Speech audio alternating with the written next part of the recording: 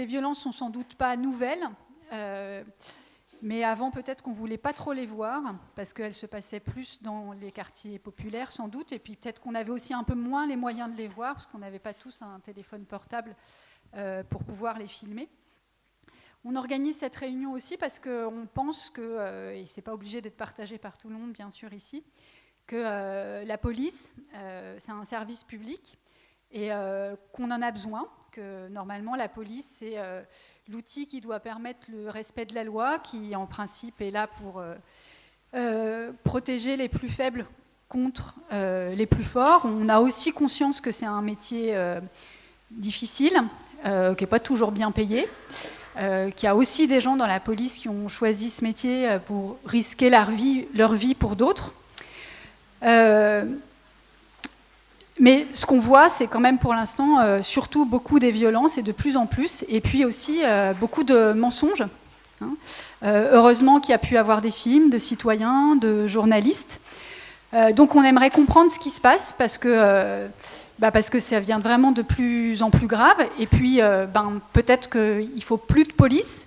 Mais enfin, s'il n'y a plus de police, s'il n'y a plus de service public, du coup, il y aurait quoi à la place? Est-ce que ce n'est pas le développement de milices, de police privée? Donc voilà, on veut discuter de ça, parce qu'on pense que c'est vraiment un problème au cœur de la démocratie. Donc pour ça, on a invité 2 chercheurs. Alors pour l'instant, vous en voyez un, Sébastien Rocher, qui est directeur de recherche au CNRS, qui était aussi formateur à l'école des commissaires à Lyon, qui a publié beaucoup d'ouvrages, mais notamment 2 que vous trouverez au fond. Donc le dernier qui s'appelle La police contre la rue, qu'il a fait avec c'est Fabien Rabaté. Non, François Rabaté. Et puis un autre en 2022, La nation inachevée, la jeunesse face à l'école et à la police. Et puis tout à l'heure, on aura aussi Fabien Jobard, qui est aussi directeur de recherche au CNRS, mais dont le train a un petit peu de retard. Donc il interviendra après. Et donc voilà, on voulait avoir leur expertise sur qu'est-ce qui se passe, y compris des chiffres, même si on en a déjà pas mal. Peut-être des éléments historiques aussi de l'évolution de la police. Et puis des comparaisons internationales, parce que Sébastien Rocher a travaillé et puis habité aussi dans de nombreux pays, en Europe, mais aussi, je crois, au Maghreb, en Turquie. Donc voilà, ce sera intéressant d'avoir des comparaisons par rapport à ces pays et puis aussi par rapport à des pays qui, peut-être qu'en termes de culture ou de fonctionnement, ressemblent un petit peu à la France, pour voir si en France, enfin on le sait, pour voir si en France il y a un problème particulier par rapport à ce qui se passe dans d'autres pays. Et puis après, évidemment, vous pourrez échanger avec eux. Derrière, il y a aussi la librairie des Sandales d'Empédocle qui est là pour vous permettre de faire vos courses de Noël. Avec les livres de Sébastien Rocher et puis de Fabien Jobard. Je lui donne la parole tout de suite. Je vais me mettre debout, comme ça je peux vous voir. Bonsoir, mesdames, messieurs. Merci pour cette amicale invitation. Alors je me propose d'effleurer les sujets, puis après de répondre à vos questions. C'est toujours la partie la plus intéressante, c'est de répondre aux questions. C'est vrai que la question des droits fondamentaux, c'est une question extrêmement importante et je crois que c'est une question qui n'est pas comprise par le public et qu'on ne voit pas bien ce que l'expression droits fondamentaux, droits humains veut dire. Bon, j'ai été détaché, donc je suis directeur de recherche au CNRS, ça veut dire que je dirige rien, c'est une sorte de grade, si vous voulez, directeur. Je me dirige un peu moi-même, ça dépend des jours. Et j'ai été détaché auprès des Nations Unies, d'une agence de développement, le PNUD, dans un programme de l'Union européenne pour faire adhérer à des pays à l'Union européenne et les aligner avec les règles de l'état de droit. Bon. Vaste programme. Donc c'est un système qui est très... J'étais un homme d'action, on va dire. J'étais plus quelqu'un qui réfléchissait. J'étais un homme qui devait mettre en œuvre un programme qui découlait d'un accord intergouvernemental. Bon. Et ce qui est intéressant, c'est que je me suis rendu compte en travaillant sur la question des droits, parce qu'il fallait aligner la Turquie par rapport à l'Europe. D'abord, on n'avait on ne savait pas comment faire. parce que pour savoir comment aligner, il faut savoir par rapport à quoi on s'aligne, évidemment. Mais je me suis rendu compte aussi que moi-même, j'avais jamais trop bien compris ce que voulaient dire les droits humains. C'est-à-dire qu'avant d'être obligé de travailler sur quelque chose, on a une vision très distante. C'est comme c'est pas horloger, vous passez devant une horlogerie, vous dites il y a des jolies couleurs, les aiguilles ont l'air de tourner. Bon, puis si vous ouvrez la mécanique, là vous dites l'horlogerie c'est quand même sérieux. Bon, moi c'est un petit peu pareil. C'est-à-dire que je me suis dit là comment on va expliquer ce que c'est qu'une police qui respecterait l'état de droit? Pour expliquer quelque chose, il faut l'avoir compris. Et c'est un peu un vide sidéral là qui s'est ouvert sous mes pieds, et je me suis rendu compte à quel point je n'avais pas bien compris ce que je devais faire dans la mission que j'avais acceptée. Bon. Et une des choses qu'on fait pour comprendre, c'est de comparer. Et donc c'est à ce moment-là, en 2008, que j'ai commencé à comparer les pays d'Europe et la Turquie, les pays d'Europe entre eux et la Turquie, sur ces questions on va dire, de l'état de droit. Et je me suis surtout rendu compte que les concepts les plus élémentaires n'étaient pas compris par mes interlocuteurs. Déjà par moi, je travaillais dessus la veille pour avoir 24 heures d'avance, mais pas non plus par mes interlocuteurs. C'est-à-dire, par exemple, l'indépendance du système judiciaire, l'indépendance du contrôle de la police. Mais qu'est-ce que ça peut bien vouloir dire? Donc, c'est l'approfondissement de cette difficulté qui m'a fait m'intéresser à la question des droits. Je pense qu'il manque une énorme campagne d'opinion publique, de traduction du droit des droits, du langage juridique qui dit les droits, en une langue que les gens puissent comprendre. En tout cas, que tout le monde puisse comprendre.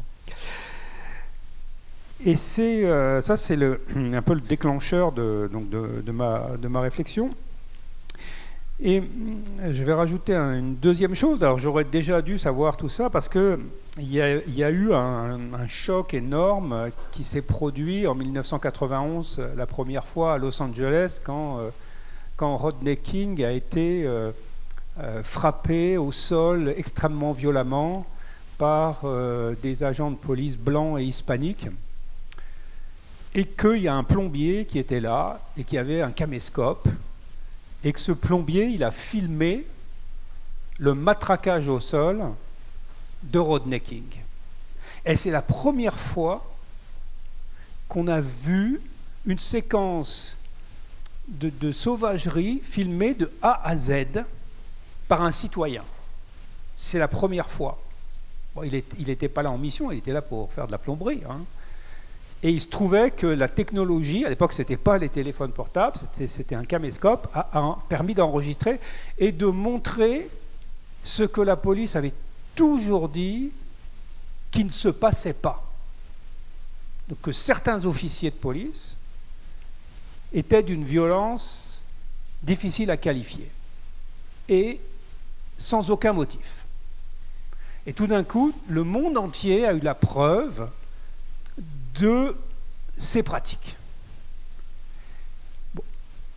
Ça a donné les plus violentes émeutes des États-Unis au début des années 90, des pillages, des affrontements interethniques, des destructions, lorsque le tribunal s'est réuni et a décidé que les officiers de police étaient non coupables. Et en fait, on était en train d'entrer dans une nouvelle ère, celle où les citoyens ordinaires, vous et moi, allaient devenir des acteurs majeurs de la protection des droits. Mais ce n'était pas dit avec des grands mots, c'était être des témoins et apporter en fait des éléments dans le débat public, d'une part, et aussi dans le système judiciaire. Voilà, c'était le début. Et ce début-là, il s'est amplifié d'une façon considérable avec la plus grande révolution dans le contrôle de la police depuis la création de l'humanité, c'est le téléphone mobile. C'est-à-dire que c'est par la technologie qu'est venue une transformation qui ne fait que commencer, dont on ne peut pas dire d'ailleurs l'issue, de la façon dont on envisage la surveillance, les Anglais disent oversight, la supervision, les Français disent contrôle de la police. C'est-à-dire que tout d'un coup, on avait imaginé que le contrôle de la police, c'était les chefs des policiers, c'était les magistrats, c'était parfois les défenseurs des droits, les ombudsman, mais personne n'avait jamais imaginé une seule seconde que ça pouvait être les citoyens et qu'ils allaient prendre ce rôle. Et donc la technologie a complètement bouleversé, pour l'instant, uniquement la forme du débat public. Elle n'a pas encore bouleversé le fonctionnement des cours de justice. Il faut une centaine d'années en général pour que ça arrive, des transformations comme ça, ni la manière dont le pouvoir considère la réalité des phénomènes de discrimination et de violence. Pour le pouvoir, en fait, les vidéos n'existent pas. Vous le savez. Vous pouvez voir le préfet de police qui arrive à Paris et qui dit je ne vois pas de violence policière. Il est un peu le seul, mais je veux dire, il peut le dire. C'est-à-dire qu'aujourd'hui, la ligne de défense, par rapport à l'accumulation des preuves visuelles, cette ligne de défense, c'est la négation de la réalité que les citoyens ont fait émerger dans le débat public. Et on en est là. Bon. Alors, dans cette aventure, j'ai fait des petites choses. Alors, il y a plein de gens qui font plein de petites choses. C'est comme ça que la société change. Ou ne change pas, des fois, ça ne change pas. Et notamment, on a aussi développé des enquêtes pour connaître les contacts entre la police et la population. Et alors, notamment par rapport à la jeunesse. Donc avec des collègues allemands, un collègue allemand, Dietrich Oberwittler, qui est au Max Planck à Freiburg, en Allemagne, on a développé, au milieu des années 2010, des enquêtes qui permettent de compter les relations des adolescents avec les policiers et de séparer différents types de contacts. Les contacts à l'école, dans un cadre de prévention, les contacts en tant que victime, si on va déposer plainte, puis les contacts lors des contrôles d'identité. Donc il y a eu en France, en Allemagne, aux États-Unis, en Grande-Bretagne, plein d'autres inventions techniques qui ont amené la question des brutalités policières, de la difficile relation police-minorité, police-jeune, qui les ont objectivées. Mais d'un côté, il y avait les images, puis de l'autre côté, il y avait toutes ces données d'enquête. Et l'Agence européenne pour les droits fondamentaux, qui est à Vienne, qui est un organe de l'Union européenne, qui veille aux droits et notamment aux relations à la police, a aussi fait des enquêtes comme ça. Le défenseur des droits français, anciennement incarné par Jacques Toubon, l'ancien patron du RPR, qui a fait un gros boulot de deuxième, on va dire, défenseur des droits en France, se sont aussi saisis de ces enquêtes. Et même les plus hautes juridictions de l'État ont commencé à regarder les statistiques de la discrimination, notamment lors des contrôles d'identité Gare du Nord qui ont valu à l'État d'être condamné. Ils ont dit, oui, la discrimination, c'est une histoire de probabilité d'être maltraité. Très difficile à prouver juridiquement, mais ils ont commencé à s'intéresser, en fait, à la racine des problèmes, qui est une question de proportion.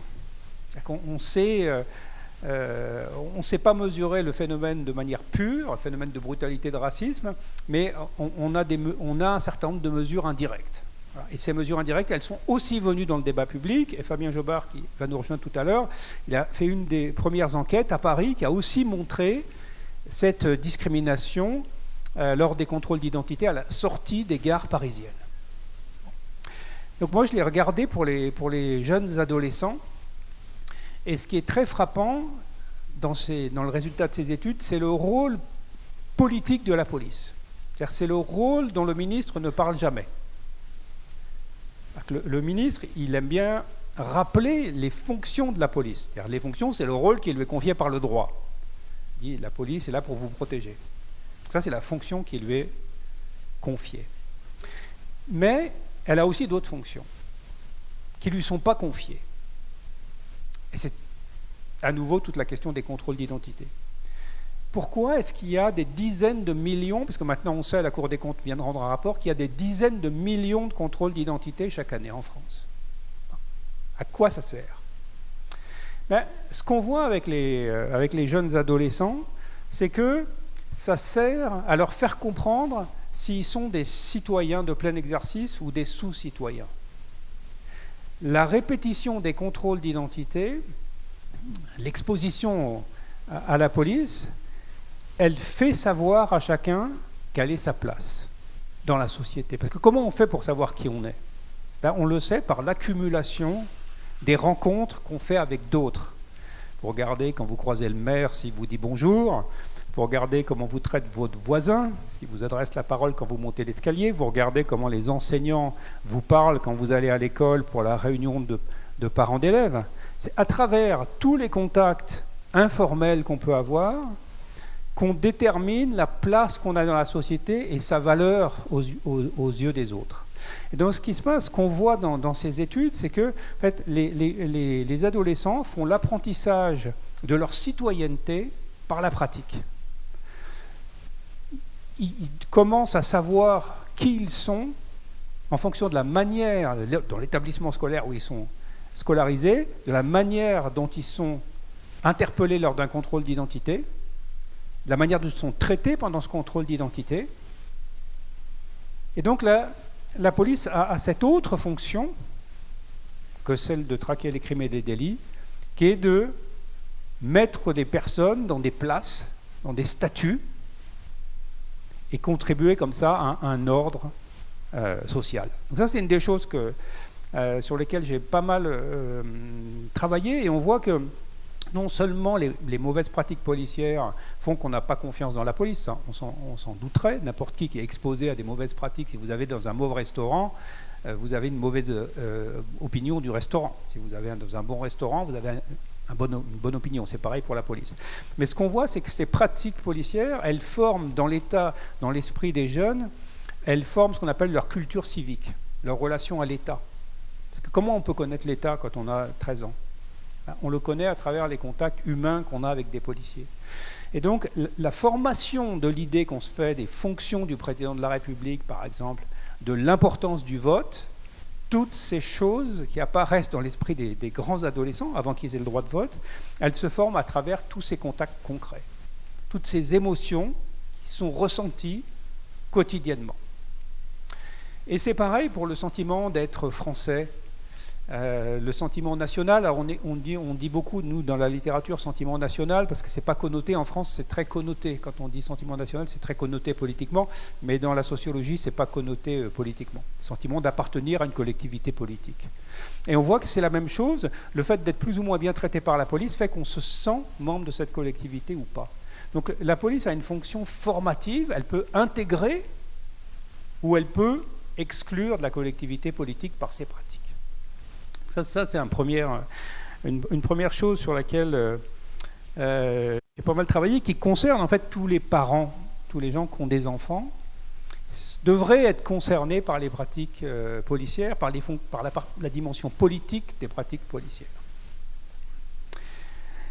Et la deuxième chose sur laquelle j'ai pu travailler, c'est la question qu'on appelle en France du maintien de l'ordre, et que les Anglais appellent la police des foules ou la gestion des foules. Et déjà, les termes eux-mêmes sont très parlants. C'est-à-dire que le maintien de l'ordre, c'est défini par l'État. L'ordre, c'est ce qui plaît, on va dire, au ministre. Le désordre, c'est ce qui a l'heure de déplaire au ministre. Celui qui détermine l'ordre, pas un concept juridique, l'ordre, c'est le responsable politique. Le maire, le ministre de l'Intérieur, le président de la République. C'est eux qui déterminent à quel moment il n'y a plus d'ordre, et donc à quel moment il faut rétablir l'ordre. Pour les Anglais et les Allemands, ils parlent de gestion des foules parce que ils se posent la question différemment. Ils se disent comment des gens qui ont des droits, donc le fait de pouvoir se rassembler quelque part pour exprimer ses opinions, ben, comment ces droits-là, on peut les défendre, faire qu'ils existent, les protéger, et qu'en même temps, il n'y ait pas de désordre. Donc ils sont dans une approche qui est moins déséquilibrée qu'en France. Alors évidemment, la France Le cas de la France, on peut toujours le situer par contraste. Si vous comparez la police française avec la police russe, bon, la française est meilleure. Donc, vous voyez, c'est toujours une question de comparaison. Hein. Si vous avez mangé chez votre belle-mère ou chez l'autre côté de la famille, vous pouvez comparer, c'est un peu pareil. Mais par contre, si vous comparez à l'Allemagne ou aux pays nordiques, bon, là, vous allez avoir un écart, cette fois-ci, négatif pour la police française. Donc, elle n'est pas absolument bonne ou absolument mauvaise. Elle est située dans une sorte de classement des polices. Et ce classement, aujourd'hui, fait qu'on s'interroge. Pourquoi ? Parce que d'abord, il y a les cas de discrimination policière qui sont attestés. Toutes les études depuis les années 2000, il n'y en avait pas avant, ont montré la discrimination ethnique par la police nationale en France, pas par la gendarmerie nationale. C'est d'ailleurs intéressant. On n'a pas les mêmes pratiques dans les deux organisations. Et depuis des années plus récentes, on a une documentation de certaines violences policières, et notamment les mutilations, qui a beaucoup progressé. Alors on ne sait pas bien compter les coups, on va dire, simples, les blessures simples, parce qu'on n'a pas d'instrument pour ça. Mais par contre, on sait compter les plus graves des dommages corporels, qui sont le fait de perdre une main, un pied, un œil, tomber dans le coma. Et on a commencé à faire une base de données de ces mutilations. Alors le premier qui a fait ça, vous le connaissez, je pense, c'est David Dufresne, parce que pendant les Gilets jaunes, il a rassemblé toutes les informations en temps réel sur les personnes mutilées, avec des preuves vidéo, des adresses, des localisations, etc. Il n'a jamais d'ailleurs été contredit par le ministère de l'Intérieur sur ce comptage. Là, nous, on a essayé d'étendre ce comptage dans le temps, et on voit qu'aujourd'hui, on a effectivement une concentration de mutilations qui ne se retrouve dans aucun autre pays européen. Là, pour l'instant, on ne trouve pas de pays qui va utiliser en maintien de l'ordre des armes. Principalement, les armes qui mutilent, ce sont les grenades qui ont un fort effet de souffle, et les LBD, qui sont des LBD, donc ce sont des armes à feu qui tirent des projectiles qui sont assez gros, et donc qui ne sont pas faits pour nous traverser, mais qui sont plus faits pour nous impacter. On les appelle projectiles à énergie cinétique, c'est-à-dire ils nous frappent, et les blessures, par exemple au crâne, ressemblent à celles qu'on a dans un accident de voiture. Donc on a ce développement de ce matériel, et avec ce matériel, on a un niveau de dommages corporels qu'on n'a jamais connu depuis une trentaine d'années. C'est pas que il n'y a jamais eu de manifestation violente. Il y a eu, jusque dans les années 60, beaucoup de manifestations, non pas beaucoup, mais régulièrement des manifestations dans lesquelles la police a pu tuer des manifestants. Il y a eu 8 décès en 68, par exemple. Il y a eu une dizaine de décès en 62, et il y a eu les 200 personnes massacrées par la police de Paris sous les ordres du préfet de police Papon. Donc 200 personnes, je crois il n'y a pas d'équivalent en Europe, 200 personnes tuées dans une nuit par la police, ça n'existe pas dans un autre pays européen du tout. Bon. Il y a eu tout au long des années 60 aussi des tirs. Il y a eu même dans les années 70 des viticulteurs qui ont ouvert le feu à Montredon en 76 contre les policiers avec des fusils de chasse, et les policiers et les CRS qui ont répliqué avec des armes automatiques à mort de chaque côté. Donc on a connu un niveau de violence en manifestation jusqu'au milieu des années 70, fin des années 60, milieu des années 70, on a connu un niveau de violence armée en manifestation qui avait depuis disparu. Donc on a eu une tendance, si vous voulez, qu'on a cru être une tendance à l'amélioration. Et puis on a eu une reprise du niveau des violences et de la confrontation avec l'introduction de ces fameuses armes intermédiaires. Donc ce sont des armes à feu, mais qui ne sont pas faites pour nous transpercer. Ces armes, c'est Nicolas Sarkozy qui les a introduites en France à partir de 2002, lorsqu'il est ministre de l'Intérieur, il dit « Je veux que les policiers et les gendarmes soient équipés d'armes intermédiaires ». Et il va le répéter après les émeutes de 2005. Je ne sais pas si vous vous souvenez, en 2005, on a les émeutes qui vont pendant un mois traverser toute la France. Toutes les villes de plus de 100 000 habitants sont touchées. Et Nicolas Sarkozy est ministre de l'Intérieur. Et à l'issue des émeutes, il décide de diffuser l'usage des LBD aux unités d'intervention que sont les BAC, mais aussi les autres unités de voie publique. Et à ce moment-là, Sarkozy ne sait pas que 10 ans plus tard, en 2016, elles seront utilisées en gestion des manifestations. Donc si vous voulez, il n'y a personne qui à un moment donné est un grand Manitou qui a conçu les manifestations et leur gestion telles qu'elles se produisent aujourd'hui. C'est une accumulation de décisions qui ont été faites dans l'histoire récente. Donc, ce sont ces décisions-là qui sont intéressantes à comparer avec ce que font les pays voisins. Les pays voisins, ils ont connu des crises très importantes, des mobilisations antinucléaires. Ils ont connu des phénomènes d'émeutes urbaines, par exemple à Berlin, de manière régulière, pour les 1er mai, dits 1er mai révolutionnaires, avec des affrontements très fort entre la police et puis les groupes gauchistes qui étaient rassemblés dans le quartier de Kreuzberg. Et de façon un peu comme pour nous la nuit de la Saint-Sylvestre. Tous les ans, en fait, il y avait une programmation attendue d'affrontements. Et les Anglais, ils sont l'autre pays d'Europe qui a connu les plus grandes émeutes urbaines. Il n'y a que 2 pays en Europe qui ont connu des phénomènes d'émeutes nationales qui se sont répétés. Le Royaume-Uni à partir de 1981, et puis le saccage du centre de Londres en 2011, et puis la France en 2005, et puis en 2023. Et ces pays-là, ce qui est intéressant, c'est qu'ils ont, eux, fait le choix inverse. Ils ont décidé de ne pas s'engager dans la course à l'armement. Ils ont décidé de rester alignés sur les principes qui sont codifiés par le Conseil de l'Europe, que vous avez entendu, je pense, plein de fois à la télé, qui est l'absolue nécessité de l'usage de la force, et puis la proportionnalité. Et la France, elle a choisi en fait de les contourner. C'est ça qui est à la fois troublant et intéressant, c'est qu'il y avait bien une interdiction qui progressivement est devenue vraie. L'idée de tu ne tueras point, policiers et gendarmes étaient en position de ne plus vouloir tuer, et on leur demandait qu'il n'y ait pas de mort en manifestation, au moment où leurs armes, c'était des fusils.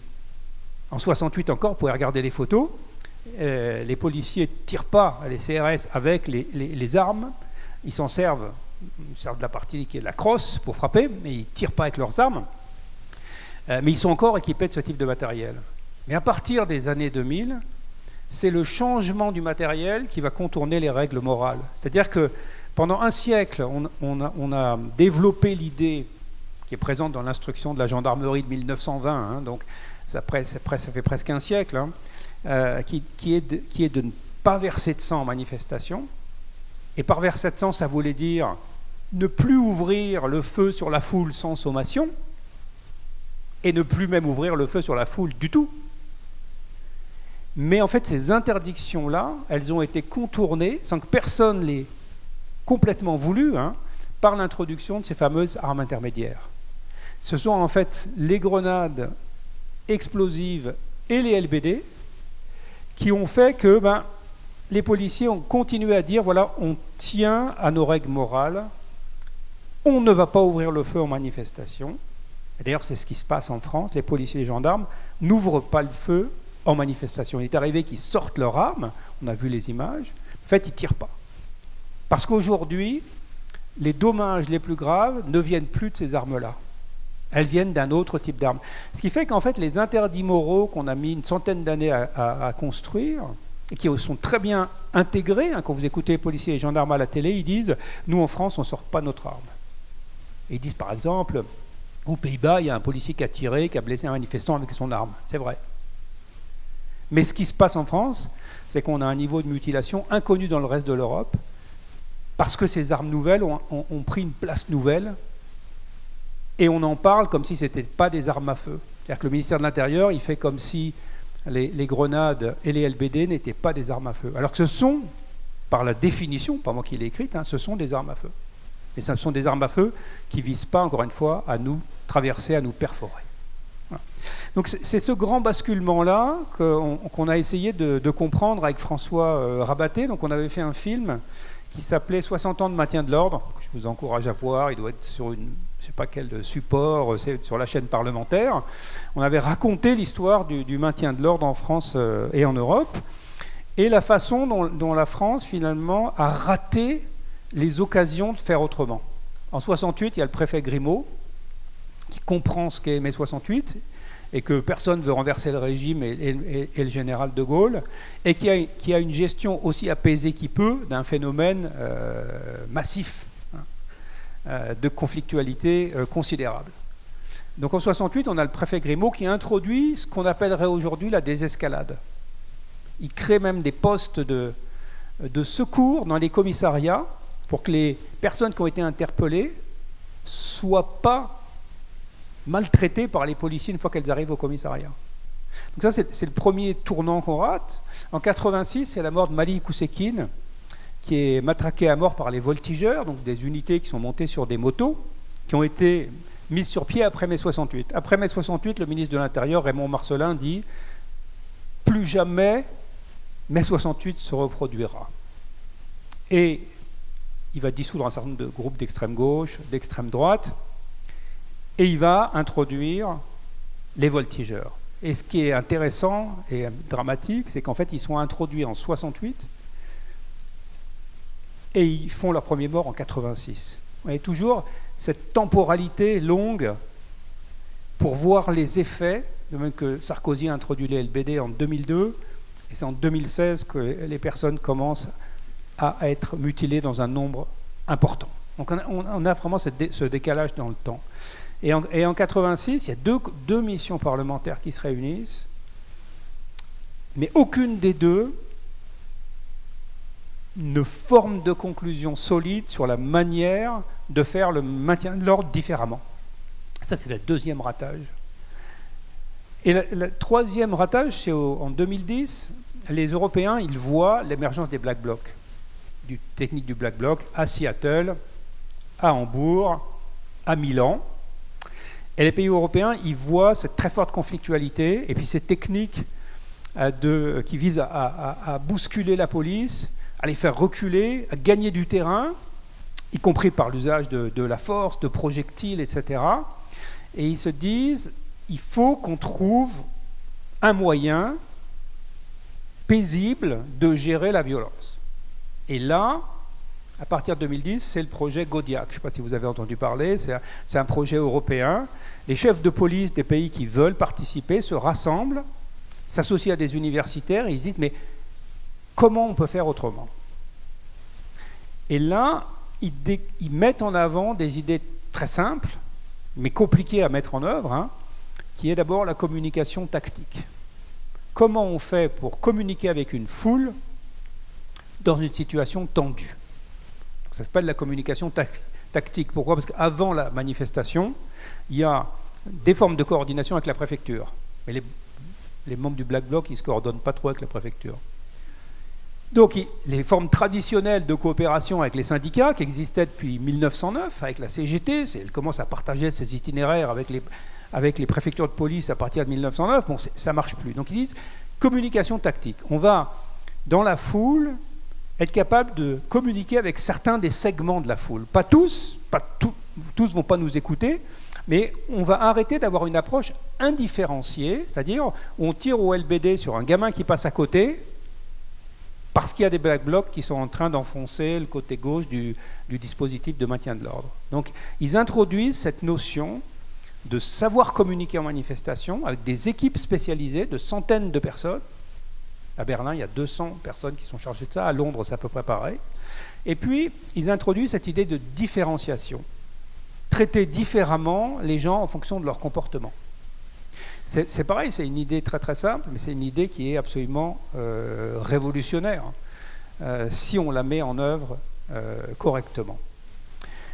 Et ils disent aussi, il y a un principe qui va faire que les choses vont aller bien, c'est le principe de facilitation. Il va falloir permettre aux gens de manifester. Donc les principes s'appellent KFCD. Donc ces différents principes, ils sont peu nombreux, et ils ne sont pas des principes qui sont venus de Mars, ils sont des principes qui sont venus de la réflexion de professionnels, essentiellement des pays du nord de l'Europe, le Royaume-Uni, l'Allemagne, le Danemark, la Finlande, qui sont habitués à gérer des situations tendues et compliquées. Et la France ne participe pas. Et c'est évidemment une bifurcation ratée. Puis la dernière bifurcation ratée, c'est 2018. Mai 2018, à Paris, c'est très très chaud. Il y a un cortège de tests qui se forme, un black bloc qui se forme aussi, et le préfet de police de Paris, à l'époque, c'est Michel Delpuech, qui témoigne dans le livre qu'on a fait, et qui, lui, il se veut un héritier de Maurice Grimaud, donc du préfet de mai 68, qui avait essayé de gérer comme il pouvait 68, mais en gardant la communication avec les organisations des jeunes étudiants, et en atténuant un certain nombre de confrontations. Bon. Et donc le préfet Delpuech, il a d'ailleurs créé une salle qui s'appelle Maurice Grimaud à la préfecture de police de Paris, lui dit, bon, cette idée-là de mise à distance, d'éviter la confrontation, d'éviter les blessés, c'est une bonne approche. Et il la défend. Mais, là on est en mai 2018, en novembre 2018, c'est les Gilets jaunes. Et là, Michel Delpuech essaye de temporiser avec un mouvement très désorganisé qui provoque beaucoup de destruction à Paris. Et il est remercié par le ministre de l'Intérieur, M. Castaner, et puis le secrétaire d'État à l'Intérieur, qui est maintenant le préfet de police de Paris, qui le remercie. Pourquoi ? Parce que quand le ministre de l'Intérieur dit « Allez-y, il faut percuter », le LBD, c'est l'arme de choix, ben, il reproche au préfet de police de Paris de ne pas avoir suffisamment causé de dommages chez les manifestants pour les dissuader de manifester. Et c'est la dernière fois qu'on a en France des gens qui ont essayé, ou des préfets de police qui ont tenté en fait d'introduire une autre manière de faire le maintien de l'ordre en France. Ce qui fait qu'on a raté les opportunités. C'est pas que la France est maudite, si vous voulez. Ce qui s'est passé dans les pays voisins, c'est qu'il y a eu des gens qui ont essayé et qui ont trouvé le soutien politique. Et à ce moment-là, les pratiques ont été incorporées dans les écoles de police. Donc, dans le bouquin, on a aussi Vanessa Salzman, qui est la prof de maintien de l'ordre dans la plus grosse université de police. L'université de police, c'est là que sont formés les cadres policiers en Allemagne. Et elle est extrêmement attachée à la désescalade. La désescalade, ce sont ces principes suivant lesquels on ne cherche pas à avoir toujours plus de force, toujours plus de violence que ceux qui sont en face. Ça, c'est la gradation dans l'usage de la force. Mais on cherche à faire diminuer la pression parce qu'on permet aux gens de s'exprimer, parce qu'on a des équipes de communication qui sont en place et parce qu'on est capable de différencier l'action de la police suivant les groupes. Voilà, je m'arrête là. Et puis, on peut discuter, si vous voulez. Oui, c'est bien. Oui, merci beaucoup déjà.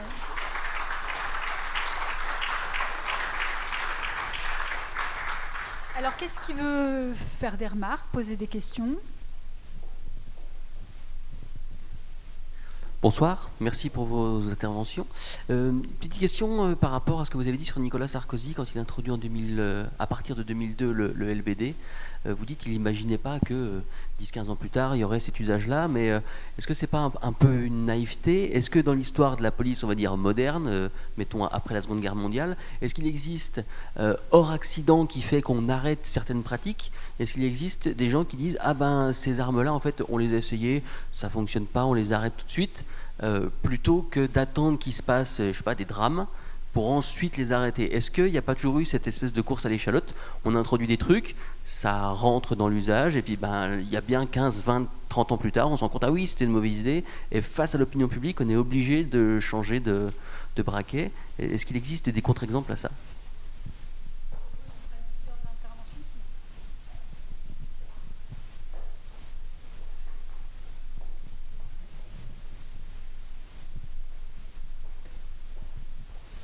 Oui, bonsoir et merci aussi évidemment pour votre intervention.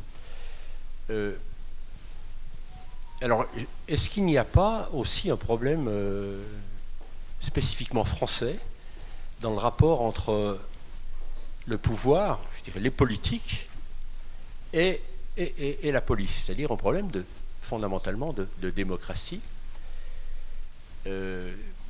Voilà. Parce que finalement, des grands débats sur les choix, qui ne sont pas que des choix techniques, vous l'avez bien montré, qui sont des choix finalement politiques, il me semble que dans notre démocratie, on en a très très peu et que les parlementaires saisissent peu, ne s'intéressent pas à cette question-là qui est pourtant décisive. Et l'autre aspect, alors qui est peut-être en lien d'ailleurs, moi c'est une interrogation.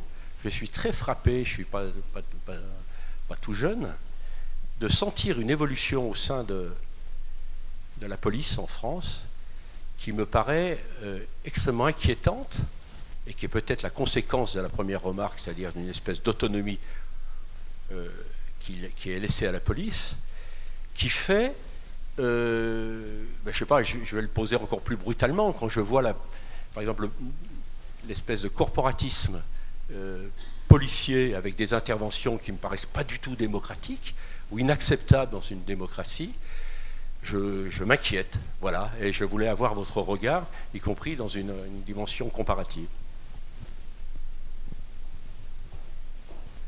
On vous donne la parole, mesdames. Il y avait Maryse. Merci.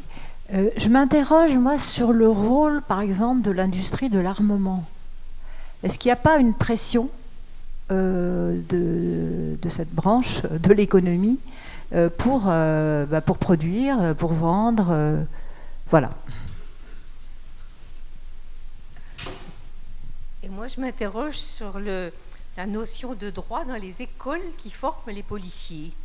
Est-ce que les policiers sont bien formés concernant le droit que chaque citoyen peut avoir et puis les droits que les policiers peuvent avoir aussi? Oui, mais j'avais une question aussi sur la formation. Vous avez distingué, puis on le voit souvent, la gendarmerie et la police. Qu'est-ce qu'il y a de différent dans leur formation ou qui a peut-être changé depuis dans la police? Et puis qui est-ce qui est recruté? Oui, donc apparemment, il y a quand même beaucoup de tabassage assez violent.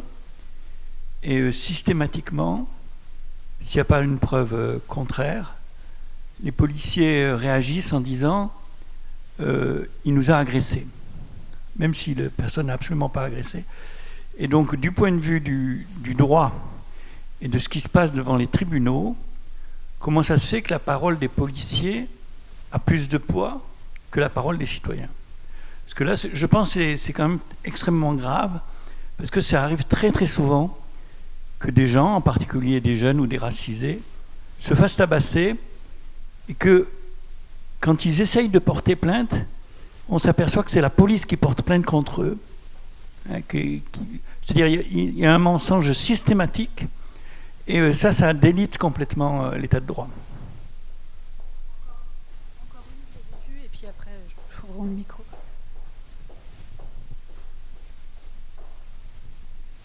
Oui, on a parlé de droit tout à l'heure de la police.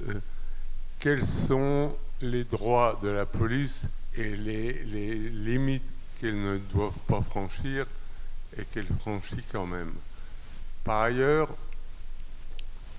quelle est l'évolution qui s'est faite et à partir de quand entre un concept qui est celui de sécurité, où tous les citoyens doivent pouvoir dire ce qu'ils pensent, et puis le virage non, je voulais dire la sécurité, hein, et puis le virage à... Oui, je me suis trompé là. C'est le virage de la sûreté à la sécurité. Voilà. Okay, merci beaucoup pour ces questions. Alors, je commence par le début, je vais voir si je fais des liens. Nicolas Sarkozy était-il naïf? Bon, ça, peut-être pas. Mais disons que l'horizon d'un ministre de l'Intérieur, ça reste un horizon très court. C'est-à-dire que un ministre, il voit les prochains mois, peut-être jusqu'à la prochaine élection, qu'un repositionnement politique ou une marche supplémentaire, mais c'est pas quelqu'un qui s'inscrit dans une réflexion de longue durée personnellement. Il est dans le court terme. Parce que, et il est dans il s'appuie sur une administration qui n'a pas beaucoup de compétences pour planifier, prévoir et faire de la prospective. Donc il n'y a aucune unité de prospective au ministère de l'Intérieur.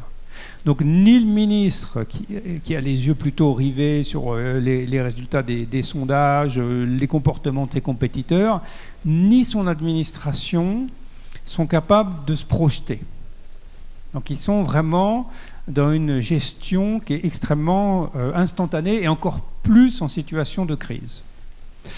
Et on imagine mal le dénuement d'un ministre de l'Intérieur. On imagine qu'il est dans un bureau agréable avec des conseillers intelligents, ce qui est en général le cas. Mais en fait, ils sont dans un très grand état de dénuement. Ils ne savent pas compter les contrôles d'identité.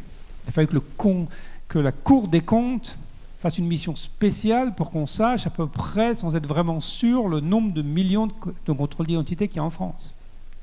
Il n'y a pas de système d'information moderne au ministère de l'Intérieur. Il y a plein de gens qui remplissent des fiches dans plein de départements de France qui sont plus ou moins compilés rapidement.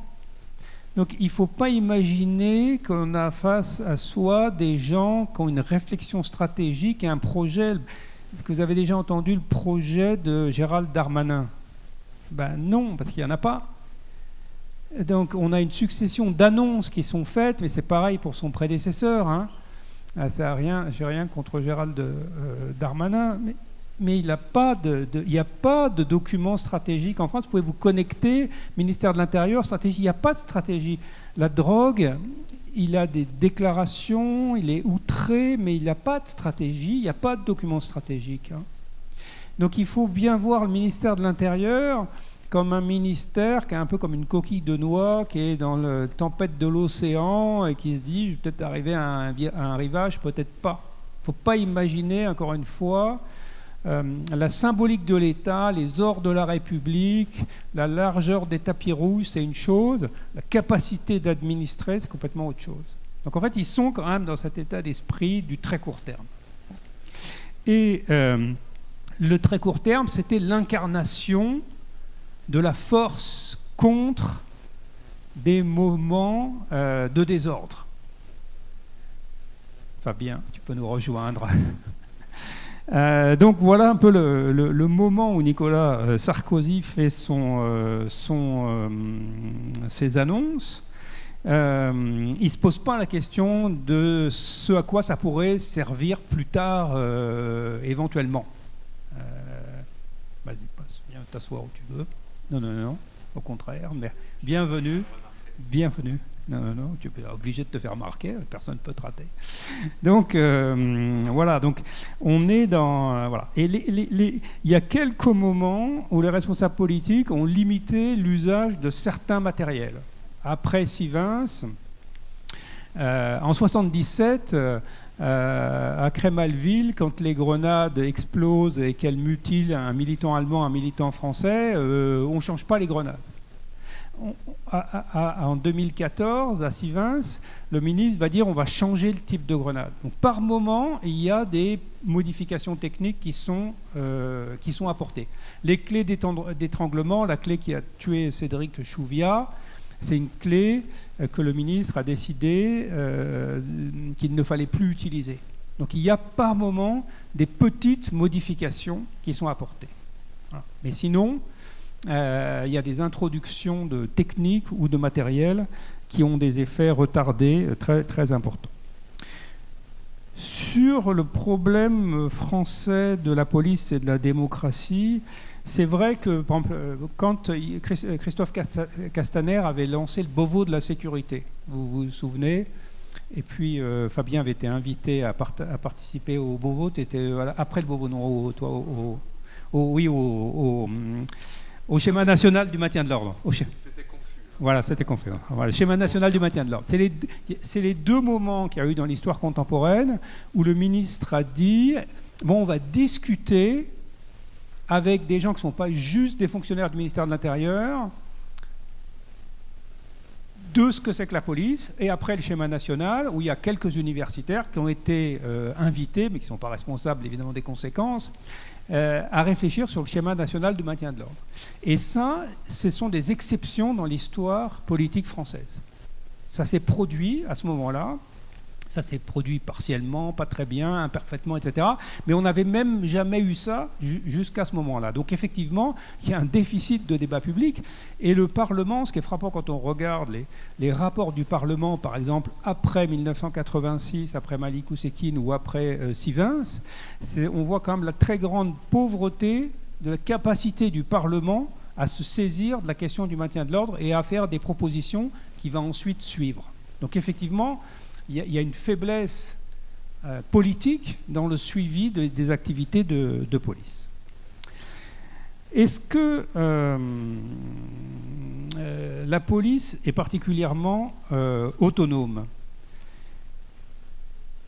Elle a l'autonomie qu'on lui donne. Elle a l'autonomie qu'on lui donne. C'est-à-dire, c'est une relation de pouvoir avec l'exécutif et cette relation de pouvoir...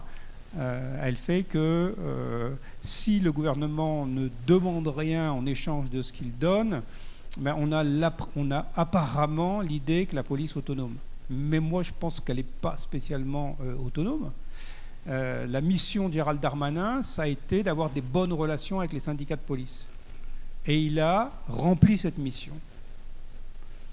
Et donc, pour remplir sa mission, ça supposait que les syndicats puissent... avoir des revendications, qu'on puisse satisfaire les principales revendications syndicales. Voilà.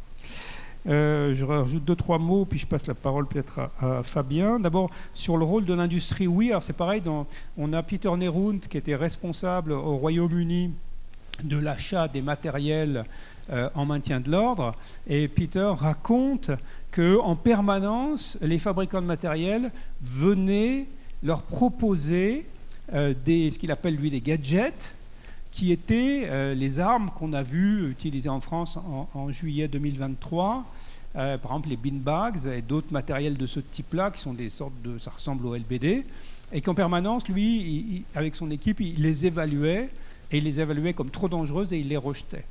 Mais dans d'autres pays, effectivement, ça ne sera pas le cas. Je dis un dernier mot peut-être sur les limites des droits de la police. Bon, la police est un organisme qui est fait pour limiter les droits, qui a un fondement légal pour limiter les droits. C'est un organisme qui peut nous écouter quand on téléphone, qui peut entrer chez nous, qui peut nous arrêter dans la rue. Donc elle a une base légale qui est d'aller au-delà des protections et de franchir les protections que le droit nous reconnaît. Donc tout l'art de la police, c'est de savoir jusqu'où et avec quelle garantie elle va limiter nos propres droits.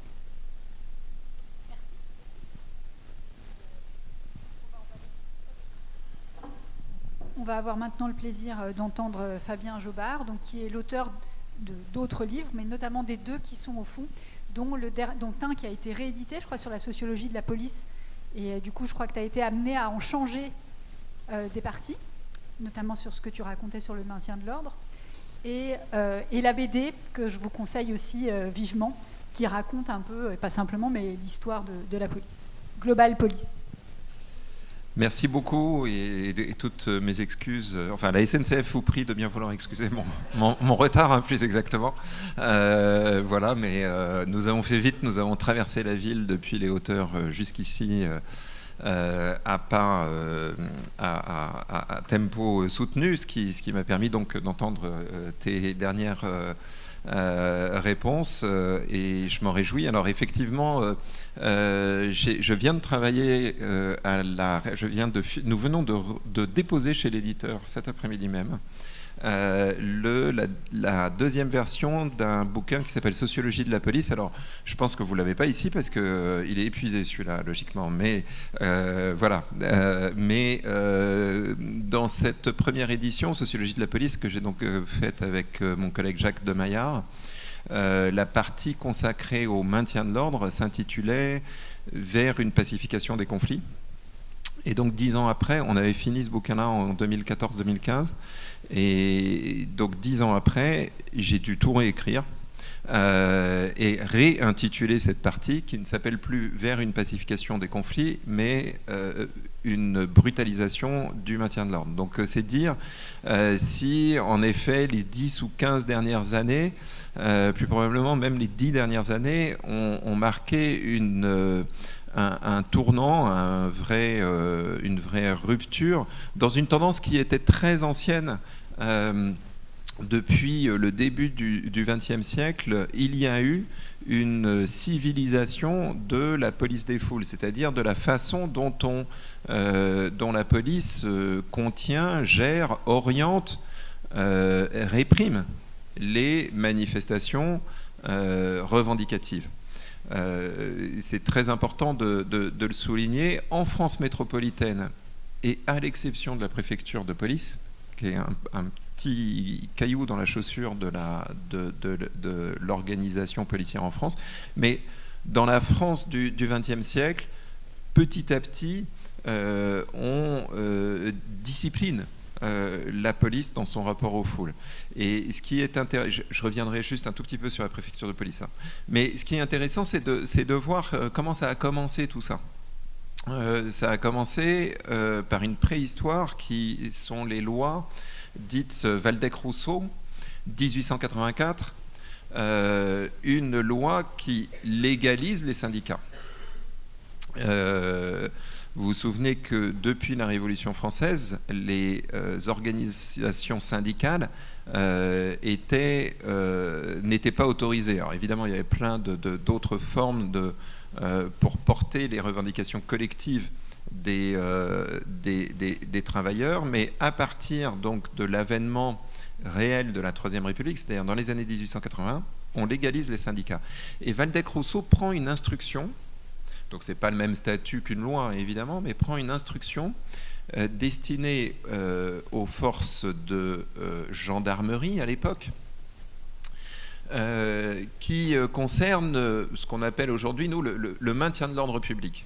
Et il dit, dès les années 1880, qu'on ne peut plus considérer les travailleurs, les rassemblements protestataires sur des revendications sur la durée journalière de travail, sur la durée hebdomadaire de travail, sur le travail des enfants, etc. On ne peut plus les envisager uniquement avec la force armée. Il faut des principes de tempérance dans l'usage de la force publique à l'égard des rassemblements, parce que précisément le mouvement social, les mouvements de travailleurs sont par le biais des syndicats destinés ou dignes d'être intégrés, je dirais, à la République. C'est pas moi qui le dis, c'est donc Waldeck-Rousseau. Et ça prend énormément de temps, hein. Vous avez notamment la répression à Fourmies dans le Nord en 1891 par l'armée d'un rassemblement qui fait, si j'ai bonne mémoire, une dizaine de morts, notamment des femmes. Parce que si vous regardez un petit peu les représentations iconographiques qu'on a des manifestations à l'époque, notamment des peintures qui représentent les manifestations, on place souvent les femmes et les enfants à l'avant pour empêcher, parce que ça dissuaderait la foule de tirer.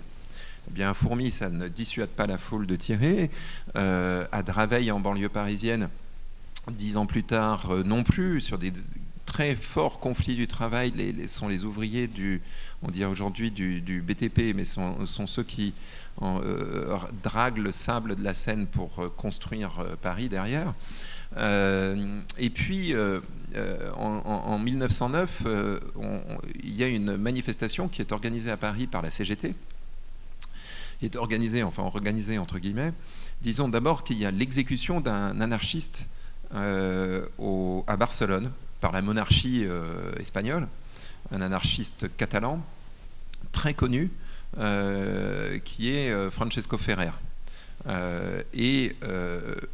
Condamnation à mort est prononcée, et en fait la condamnation est exécutée tout de suite. On lui coupe la tête dans les jours qui suivent le prononcé de la condamnation. Et ça provoque une vague de soulèvement en Europe, organisée donc par tous les mouvements anarchistes qui sont très puissants à l'époque. Or, la CGT est en grande partie encore, en 1909, un mouvement anarchiste. Et lors de cette manifestation Ferrer, en gros, les grands boulevards sont détruits. Enfin, sont détruits. Bon, il y a beaucoup de destruction sur les grands boulevards, ils ne sont pas détruits non plus, hein. La ville n'est pas à feu et à sang. Mais le préfet Lépine manque de se prendre une balle tirée par un manifestant. Un policier est d'ailleurs grièvement blessé. L'histoire retiendra qu'il s'appelle Dufresne, ce policier, du nom d'un réalisateur connu. Enfin journaliste en tout cas, et la CGT, enfin les élites dirigeantes de la CGT essayent, dans le fond, puisqu'il y a un grand conflit au sein de la CGT à l'époque entre la tendance socialiste ou social-démocrate, on dirait aujourd'hui, et puis les tendances anarchistes. Et le groupe dirigeant de la CGT se dit non, c'est pas comme ça qu'il faut qu'on proteste. On va montrer aux Français, dans un temps où la presse populaire joue un très grand rôle, hein, puisque 10-15 ans avant, c'est l'émergence de toute cette presse quotidienne à 1 franc qui se plaît notamment à diffuser des nouvelles policières, des faits divers, mais aussi bien sûr tout ce qui peut marquer les esprits, comme des manifestations violentes. Et donc il faut convaincre les Français, l'opinion publique. C'est très important dans ces histoires de maintien de l'ordre, on essaie toujours d'impressionner l'opinion publique. Les images jouent un grand rôle, les récits jouent un grand rôle. Et puis il faut qu'on montre au pouvoir public que nous, CGT, nous sommes capables de contrôler nos propres troupes. Et donc ils vont organiser une deuxième manifestation, qui est donc la deuxième manifestation Ferrer, en introduisant plusieurs innovations. La première innovation, c'est qu'ils mettent sur le pavé ce qu'ils appellent des hommes de confiance. Et les hommes de confiance, c'est donc les services d'ordre. Et vous avez essayé de regarder, je pense que sur Internet c'est disponible.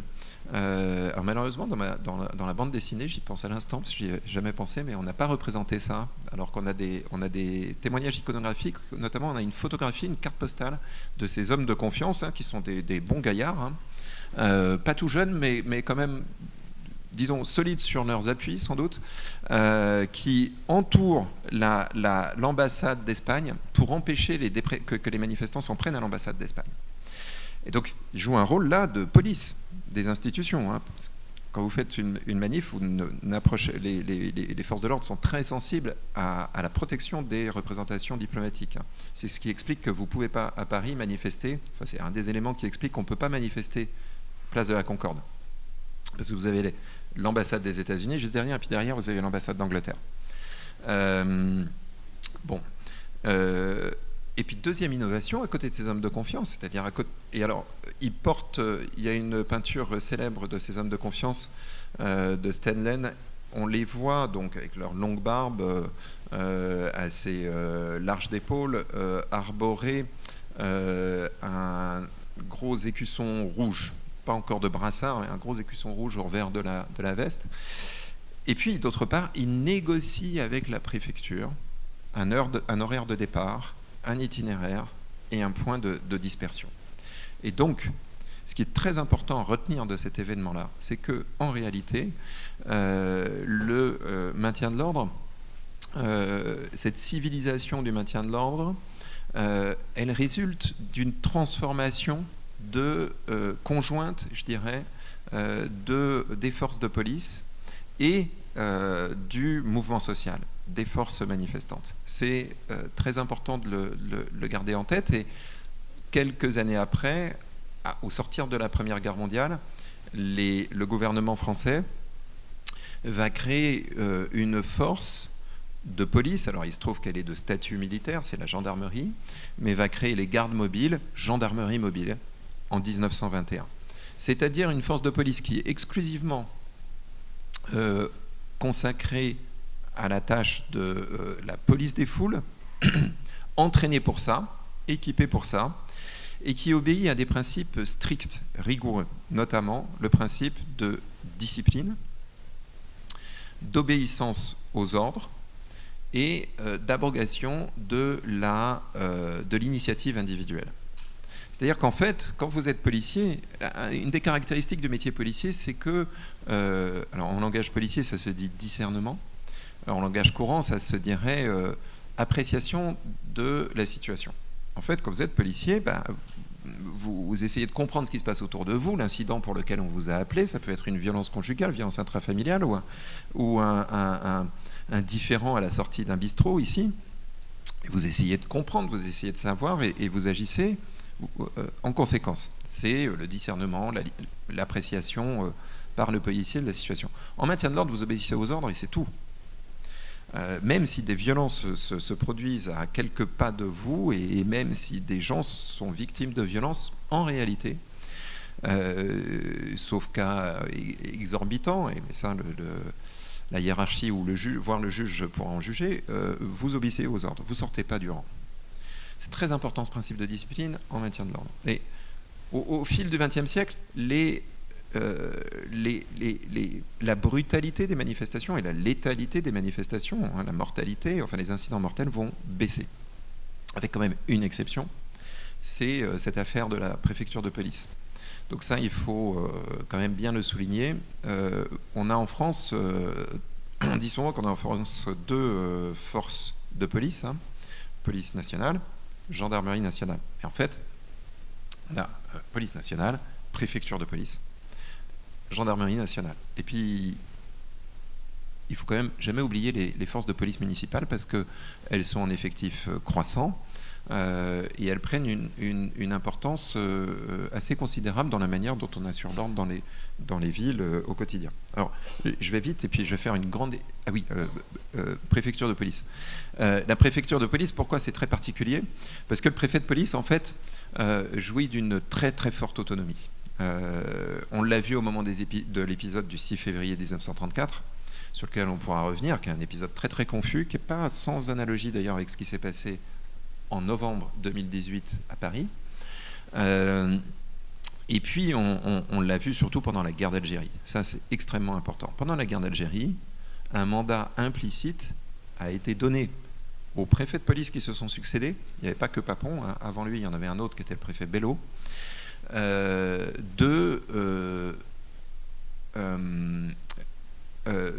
traiter le problème algérien, répondre à la guerre menée par le FLN avec, disons, sans intervention du pouvoir politique.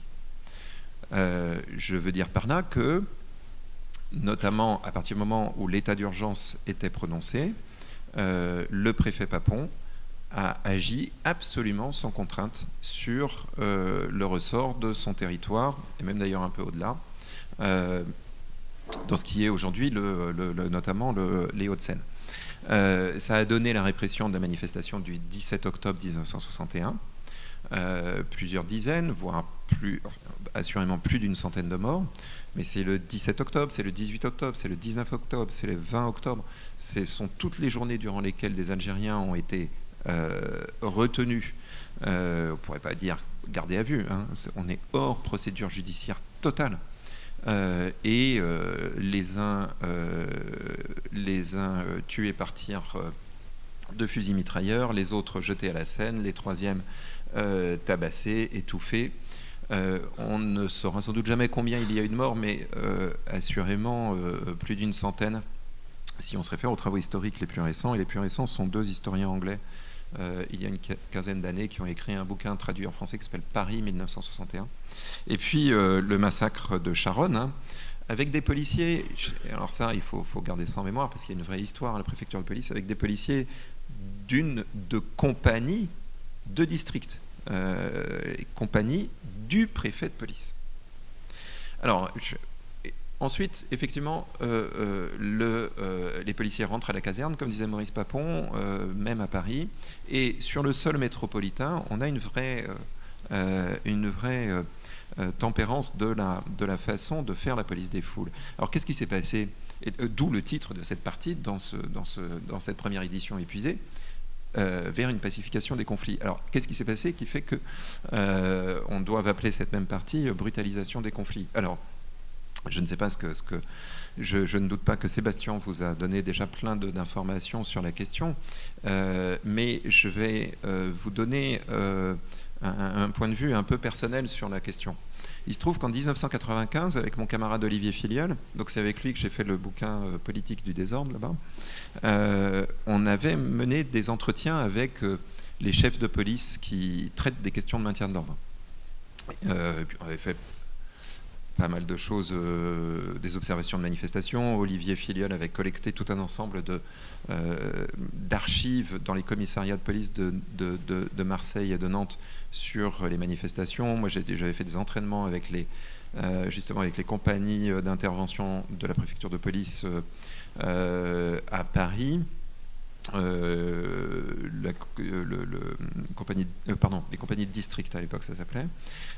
Donc on avait travaillait sur le maintien de l'ordre à l'époque en 1995. Et les grands chefs du maintien de l'ordre à l'époque, donc ils avaient une cinquantaine d'années, comme nous aujourd'hui.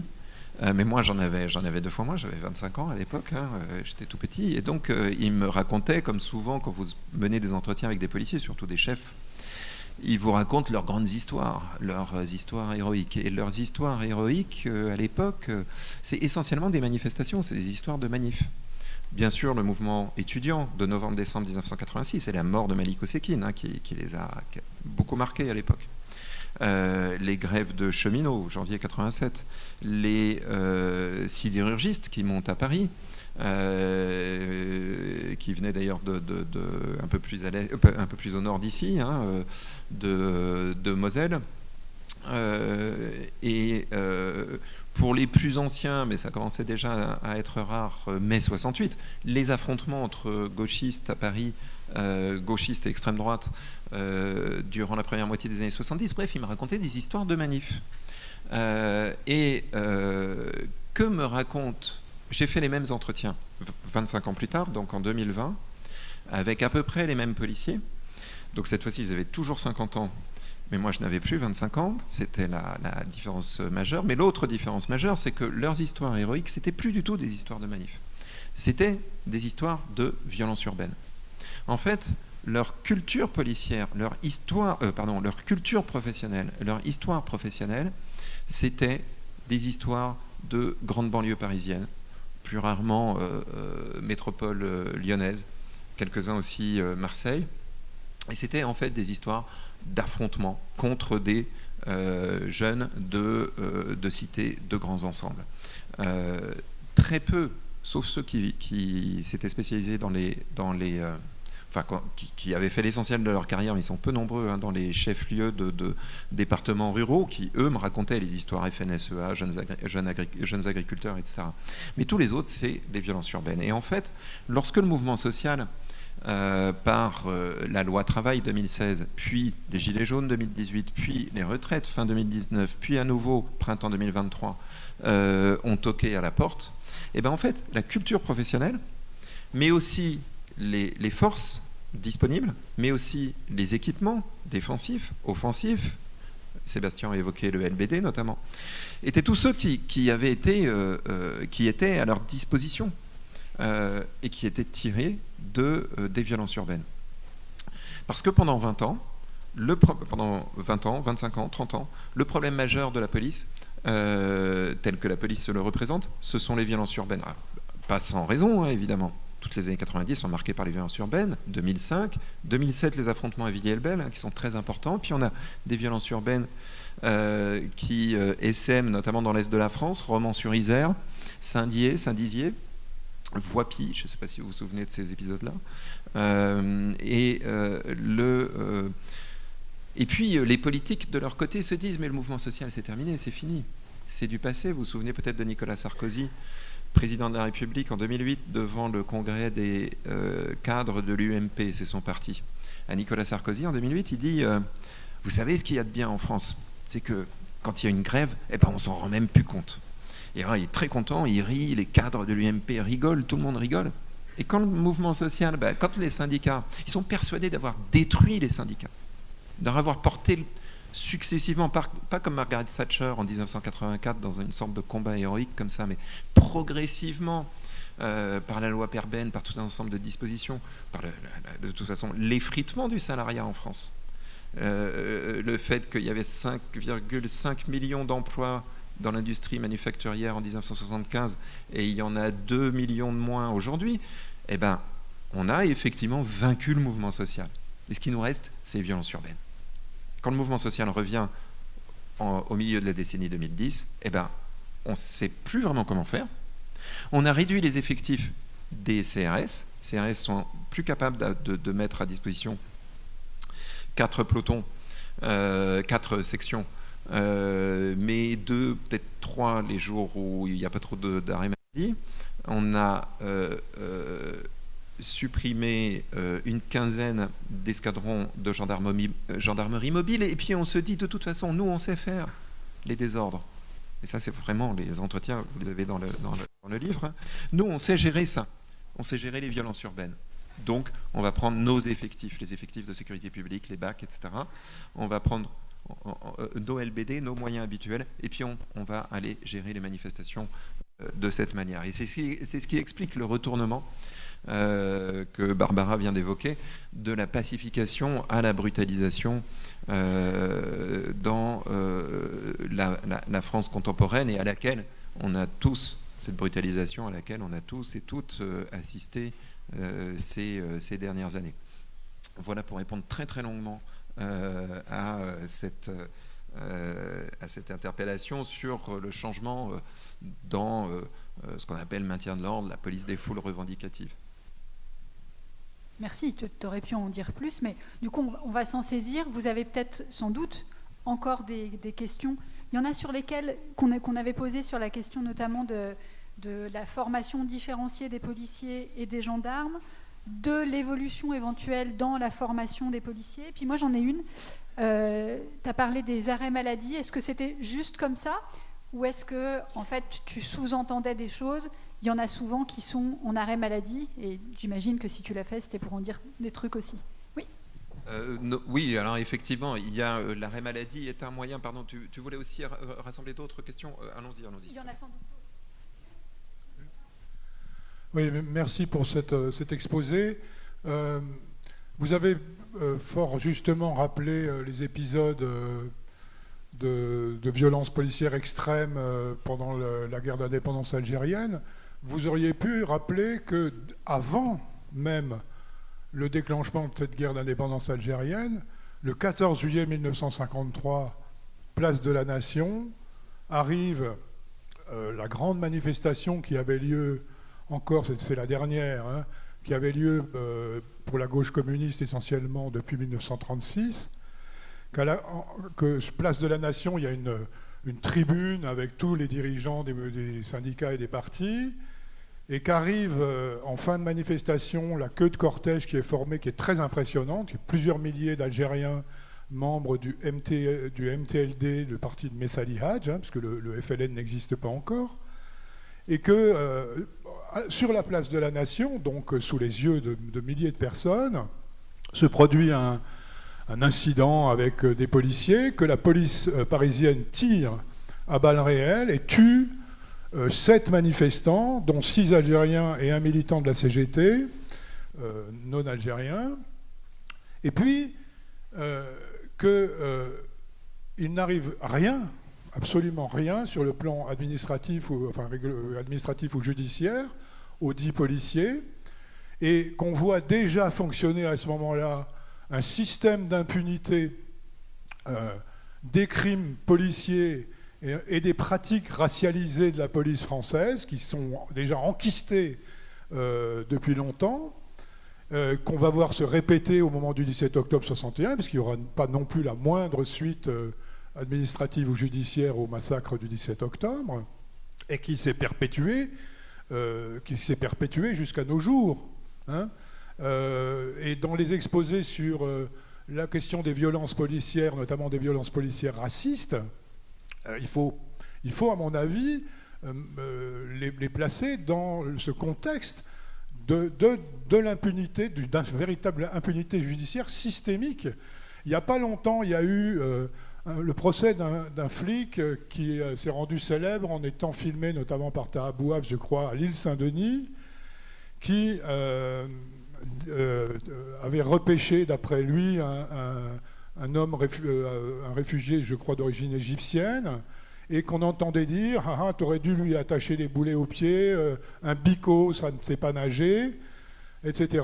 Il est passé en procès il n'y a pas longtemps, et lors du procès, c'est Ari Halimi qui le racontait il n'y a pas longtemps, qui était l'avocat de la défense, eh bien, l'avocat général a nié le fait que bico soit une injure raciste, notamment, et le policier a été relaxé. Alors, ce n'est qu'un exemple parmi d'autres. Donc, ce système d'impunité, s'il a effectivement été, il est troublé, mis en crise peut-être par l'apparition des vidéos qui tiennent lieu de preuves de plus en plus et qui se multiplient, il n'en continue pas moins à fonctionner. Il a fallu quand même une grosse mobilisation contre l'article 22 ou 24, je ne sais plus, là, sur l'interdiction de filmer les policiers. Quelqu'un d'autre ? Oui ? C'était par rapport à la différence entre... parce qu'il y a quand même la question du lien à la nation, quoi. C'est-à-dire que le pouvoir, à force de liquider les corps intermédiaires, je pense qu'il y a vraiment un problème, c'est-à-dire que la nation devient antagoniste, quoi, et forcément gêne, etc. C'est-à-dire qu'il y a une perte de lien, c'est-à-dire que la représentation est complètement du côté du pouvoir. Vous voyez ce que je veux dire ? Et il me semble que dans les pays où je sais pas, moi je connais un petit peu la Norvège par exemple, comment ça se passe là-bas les manifestations. On retrouve un peu les mots du préfet Grimaud pour eux, c'est-à-dire que exercer la violence sur la foule, c'est l'exercer sur soi-même, quoi. Vraiment, et c'est vraiment assez ancré. Après, ils ne sont pas exemplaires sur tout non plus, hein, mais je pense que c'est ça qui est un peu abîmé en France. Voilà. Je voulais avoir votre avis là-dessus par rapport à la question du courage sanitaire.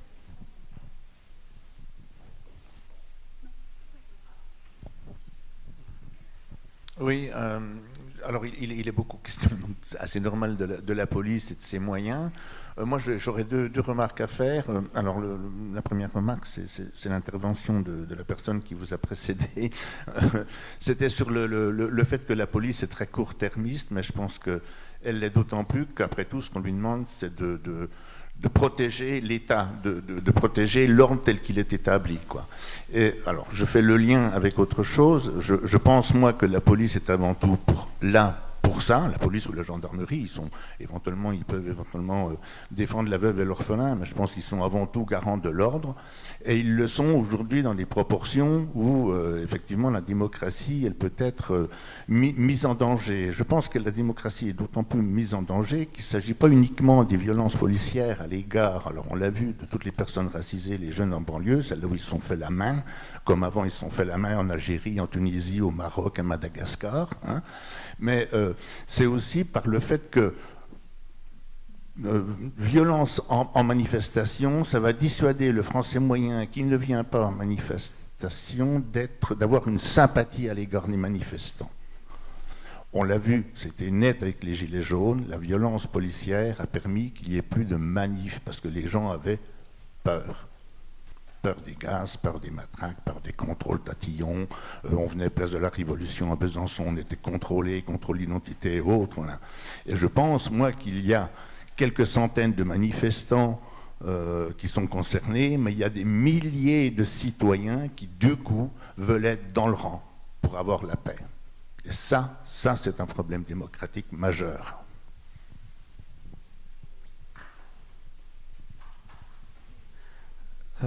Moi, j'avais une question par rapport à ce que vous avez pu amener chacun dans vos deux interventions.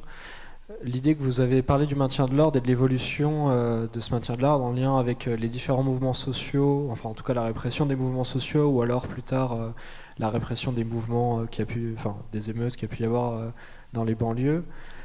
Vous avez évoqué un peu l'extrême droite à certains moments dans vos exposés, et je me demandais si l'évolution du maintien de l'ordre et la gestion qui avait été mise en place par la police, elle avait été influencée un peu par le combat qu'il y avait pu y avoir contre l'extrême droite.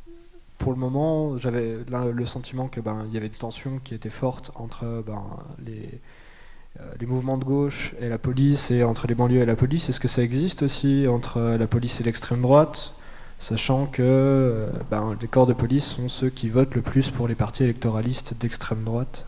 Est-ce que c'est documenté? Est-ce qu'il y a quelque chose autour de ça? Et est-ce que ça a influencé la politique du maintien de l'ordre en France? Encore une intervention, oui.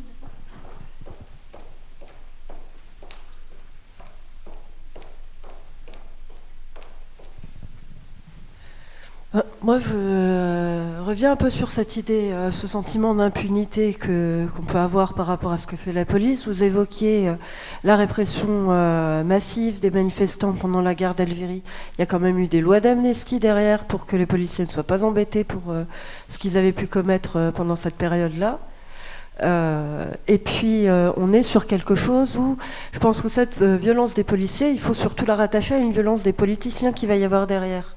C'est-à-dire que concrètement, les manifestations qu'on a pu avoir ces dernières années, notamment les Gilets jaunes ou les émeutes qu'il y a pu y avoir par rapport à la mort de Naël, ce genre de choses, c'est des manifestations, récemment la réforme des retraites, pour le coup, où à un moment quelconque, le peuple vient massivement s'opposer à une idée par un pouvoir dont l'élection est passée quand même, enfin le pouvoir en place a quand même été élu à une majorité qui est quand même assez fine et peu représentative par rapport au nombre de votants. À un moment, ça vient interroger les choses, ça vient attaquer certaines bases d'un pouvoir qui s'inquiète là-dessus. Donc la consigne, ça va être vous me réprimez ça pour pas qu'il fasse chier concrètement. Les politiciens vont pas écouter ce que disent les manifestants, ne veulent pas les écouter, ne veulent pas prendre en compte la parole d'un peuple qui s'exprime à ce moment-là, parce qu'il pourrait y avoir un référendum, un machin, quelque chose pour écouter vraiment ce que veut le peuple. Non, concrètement, ça va à l'inverse de ce qu'ils ont prévu. Donc ils se rigidifient là-dessus, et du coup, effectivement, on va demander aux policiers d'étouffer ça au maximum, et on ne va pas venir les emmerder derrière quand ils s'assoient sur des droits fondamentaux.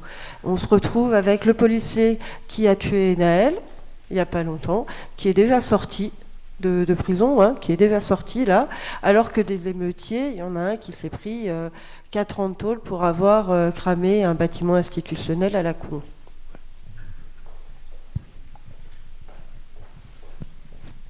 Messieurs, c'est à vous. Merci. Je vais répondre à quelques questions, j'espère de la manière la plus complète qui soit. D'abord sur les arrêts maladie, parce que c'est la question la plus facile. Sur les arrêts maladie chez les CRS, en fait, les CRS ont cette particularité, donc c'est les compagnies formées en 1944-47, destinées au maintien de l'ordre, que c'est le corps le plus syndiqué de la police nationale. Et donc en fait, les résistances, par exemple, Brice Hortefeux avait même voulu fermer 2 CRS.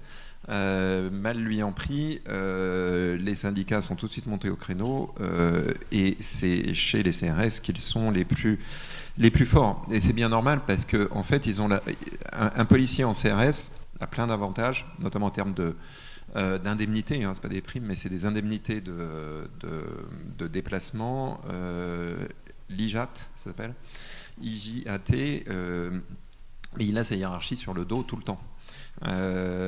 Donc ils se syndiquent très fortement. Donc ils jouent des arrêts maladie et de tous les répertoires possibles, beaucoup plus que les autres. Mais les arrêts maladie, on l'a vu à l'été 2023, hein, c'est un répertoire de protestation chez les policiers. Encore faut-il qu'il soit délivré par les médecins, et donc il faut rappeler aux médecins qu'ils engagent quand même leurs responsabilités en rédigeant des arrêts maladie. Sur l'histoire algérienne de la police parisienne, vous avez absolument raison de rappeler les événements du 14 juillet 1953.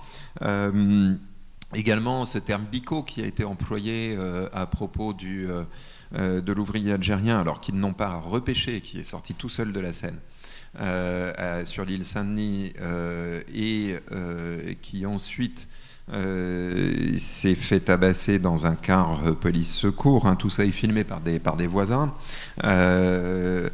Et en effet, on entend le policier dire un bico, ça sait pas nager, ça coule. Et ça, c'est tout à fait fascinant, parce que qui dit aujourd'hui, dans la France d'aujourd'hui, dans la France de 2020, bico ? Qui dit encore ce mot-là ? Je suis même pas sûr que. Donc dans ma génération, ça se dit pas. Ça ne s'entend pas.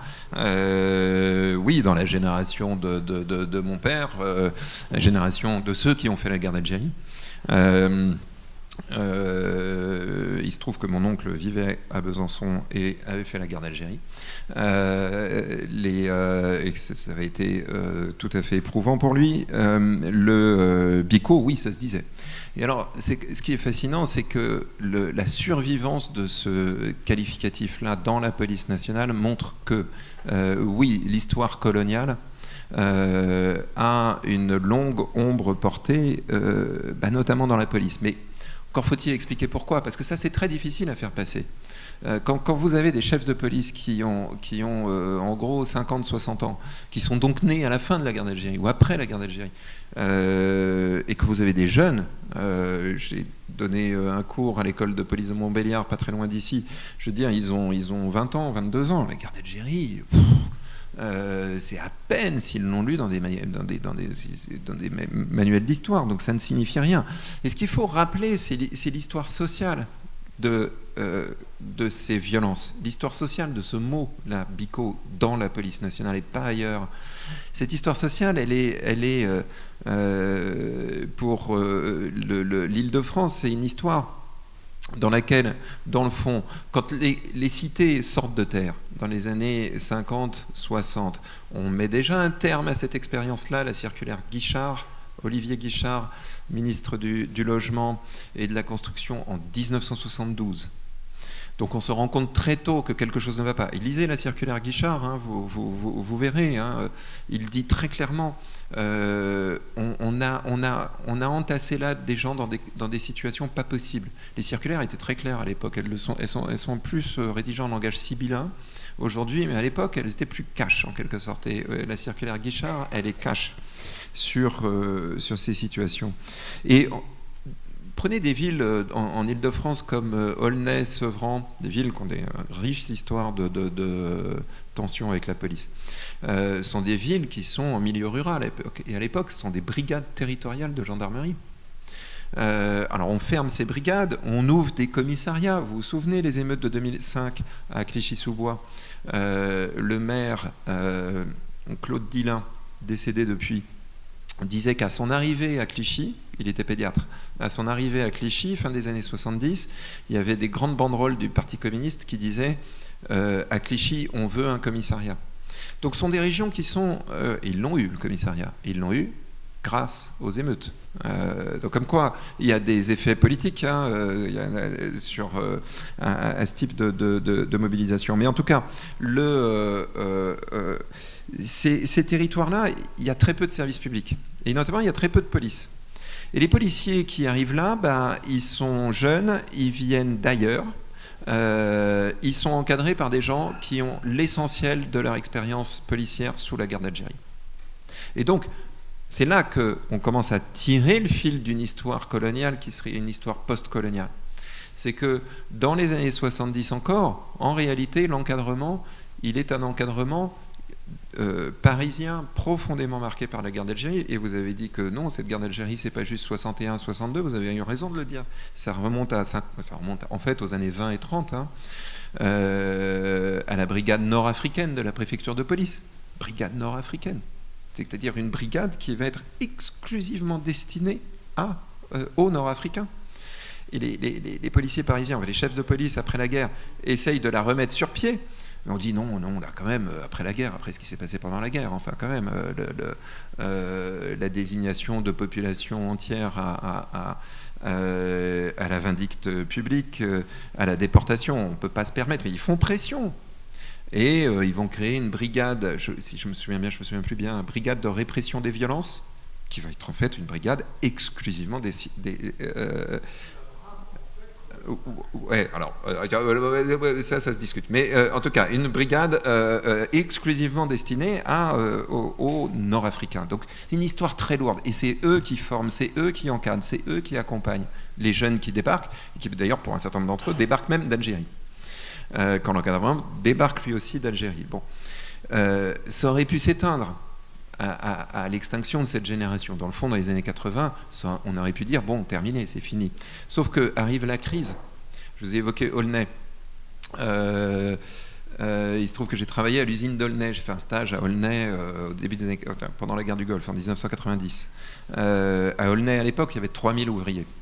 15 ans avant, il y en avait 5000. Aujourd'hui, il y en a 0. Le site est rasé. Cette désindustrialisation que je vous évoquais, les 5,5 millions d'emplois industriels en 1975, la désindustrialisation, ça touche qui? Ça touche évidemment les jeunes hommes qui sortent du système scolaire sans qualification, et donc, évidemment, bien sûr, les jeunes descendants d'immigrés. C'est chez eux qu'on recrute principalement les jeunes sans qualification à la sortie du système scolaire. Et quand les usines ferment, il n'y a plus de place pour eux nulle part. Et quand il n'y a plus de place pour eux nulle part, il y a essentiellement place dans la rue, et là, c'est la confrontation avec la police. Et donc, les policiers, en 75, en 78, en 85, en 90, ils se disent, nous, en face de nous, il n'y a que des Arabes, il n'y a que des immigrés. Donc c'est eux. Puis, leurs anciens, ceux qui leur disent, dès qu'ils arrivent à la sortie de l'école de Montbéliard, ils leur disent, est-ce que tu as appris à l'école, t'oublies, ici c'est la vraie vie, on va te montrer comment ça se passe. Ça c'est le problème de la formation en école, le problème de la formation. C'est comme ça que se perpétue, si vous voulez, quelque chose de très ancien comme la guerre d'Algérie. Elle se perpétue parce que en Allemagne, ces jeunes-là, par exemple, ils vont toujours à l'usine. Il y a toujours des usines en fait en Allemagne. En France, la part de l'industrie manufacturière dans le PIB, c'est 10%, en Allemagne, c'est 20%. Donc, tout ça pour vous faire l'histoire sociale de la guerre d'Algérie. Pourquoi ça se perpétue encore aujourd'hui? Après 2-3 générations, et j'en viens à la question de l'impunité. L'impunité est très compliquée à comprendre. Elle est parce que on pourrait se dire, le politique il dit au juge, allez s'il vous plaît, il dit au procureur vous poursuivez pas, et puis il dit au juge vous condamnez pas. Mais c'est en réalité plus compliqué que ça. Alors, il se trouve que je donne des cours de formation continue aux magistrats sur la question des violences policières. Alors, violence de personnes dépositaires de l'autorité publique et violence contre personnes dépositaires de l'autorité publique. Et on se rend compte en donnant ces cours, c'est de la formation continue, donc il y a une quarantaine d'inscrits chaque année, et puis voilà, c'est des juges, des procureurs, etc. Et en fait, ils sont décontenancés. Alors, hors Paris, Bobigny, Lyon, Marseille, ils sont décontenancés parce que condamner un policier pour un procureur, poursuivre un policier, c'est souvent poursuivre un agent sur lequel il doit compter pour la vie ordinaire de son administration. Je veux dire, surtout si le policier est OPJ. Poursuivre un OPJ, c'est prendre un risque, c'est prendre le risque de faire péter le système, pour lui, chez lui, dans sa juridiction. Et la justice est très fragile en France. 2 fois moins de magistrats en France qu'en Allemagne. Donc, Le procureur, tout seul, et je dis tout seul, même dans une grosse ville comme Besançon, le procureur, s'il veut poursuivre un OPJ, il faut vraiment qu'il réfléchisse à 2 fois. Ensuite, oui, je comprends. Alors, vous avez raison de dire un tel, il a pris 4 ans en comparution immédiate. Il va être jugé tout de suite. Un policier, ça va durer des années. Mais c'est parce que la violence, ça va durer des années, à l'issue de quoi, sans doute, insuffisance des preuves, non-matérialité des faits, etc. Bon, le policier sera pas condamné, ou alors condamné à une peine avec sursis, avec non-inscription quasi-judiciaire, etc. J'en passe. Bon, le problème majeur dans cette histoire-là, c'est que la police, comme ne cesse de le répéter Gérald Darmanin, elle est dépositaire de la force. C'est la force publique. Alors, c'est une discussion, on peut avoir une discussion théorique là-dessus, mais comme Barbara m'a dit, il ne te reste plus que 2 minutes, on ne va pas avoir la discussion théorique là-dessus tout de suite. Il y a de fait une présomption de légitimité à l'usage de la force par la police. Je dis de fait, pas en droit, mais de fait. Au sens où, lorsqu'il y a situation d'affrontement, de désordre, etc., le procureur et le juge vont toujours accorder aux policiers le droit à l'erreur, à l'abus, à trop de force que nécessaire, plus de force que nécessaire. Mais il n'y a jamais de présomption de légitimité à la destruction, la dégradation, l'usage de la force chez les citoyens. Jamais. Jamais. Zéro. Et ça, le code pénal, il est très très clair là-dessus. Et donc, si vous voulez, les juges, il ne faut pas leur en vouloir, mais leur Bible, c'est quand même, elle est posée sur la table, c'est le code pénal. Même si le code pénal dit que être policier, c'est une circonstance aggravante quand on commet un abus, la réalité de ce qu'est la police, la contribution de la police au maintien de l'ordre public au sens le plus large du terme, fait que les procureurs hésitent énormément à poursuivre et les juges à condamner. Ce d'autant plus que derrière, il y a la puissance syndicale, il y a les comptes qu'on peut leur demander de rendre, etc. C'est très important de garder ça en tête, et c'est vrai que c'est très choquant parce qu'il y a un écart, il y a un renversement, si vous voulez, du texte de la loi de la loi pénale sur la qualité de dépositaire de l'autorité publique comme étant circonstance aggravante à l'usage de la force. Ça, c'est très clair. Mais pour un procureur, poursuivre un policier qui a fait un usage non exorbitant de la force, un usage de la force en situation, lorsque la force était nécessaire, mais la manière dont le policier a agi était complètement dépassait le cadre de la stricte nécessité, le procureur il va être très très très très prudent pour poursuivre. J'espère que j'ai répondu à un certain nombre de questions, mais je voudrais juste conclure sur quand même les modèles de police. Dans la bande dessinée qu'on a là, on revient quand même sur la création de la police en Angleterre en 1829, donc c'est il y a un siècle. Non, il y a 2 siècles, excusez-moi, mais à force de vouloir rester jeune, il y a 2 siècles déjà. Quand Robert Peel, donc Bob Peel, qui va donner son nom aux policiers anglais, les Bobbies, quand il essaye de convaincre la bourgeoisie anglaise qu'il faut une police en Angleterre, parce que les bourgeois anglais, ils veulent pas de police, ils veulent surtout pas de police, ils se disent... On va lever des impôts, on veut surtout pas ça, pas de taxes supplémentaires, et puis surtout la police, mais si c'est la police dans les mains de l'État, l'État va être beaucoup trop puissant. On ne veut pas d'un État puissant, on ne veut pas que l'État vienne fouiller dans nos affaires, on ne veut pas libre commerce, libre capitalisme et pas de police. La police, disent les bourgeois, les possédants, les propriétaires d'usines, on s'en charge. On a des polices patronales. Sur le port, on a la police du port. Ce qui se passe dans la rue, dans la plèbe,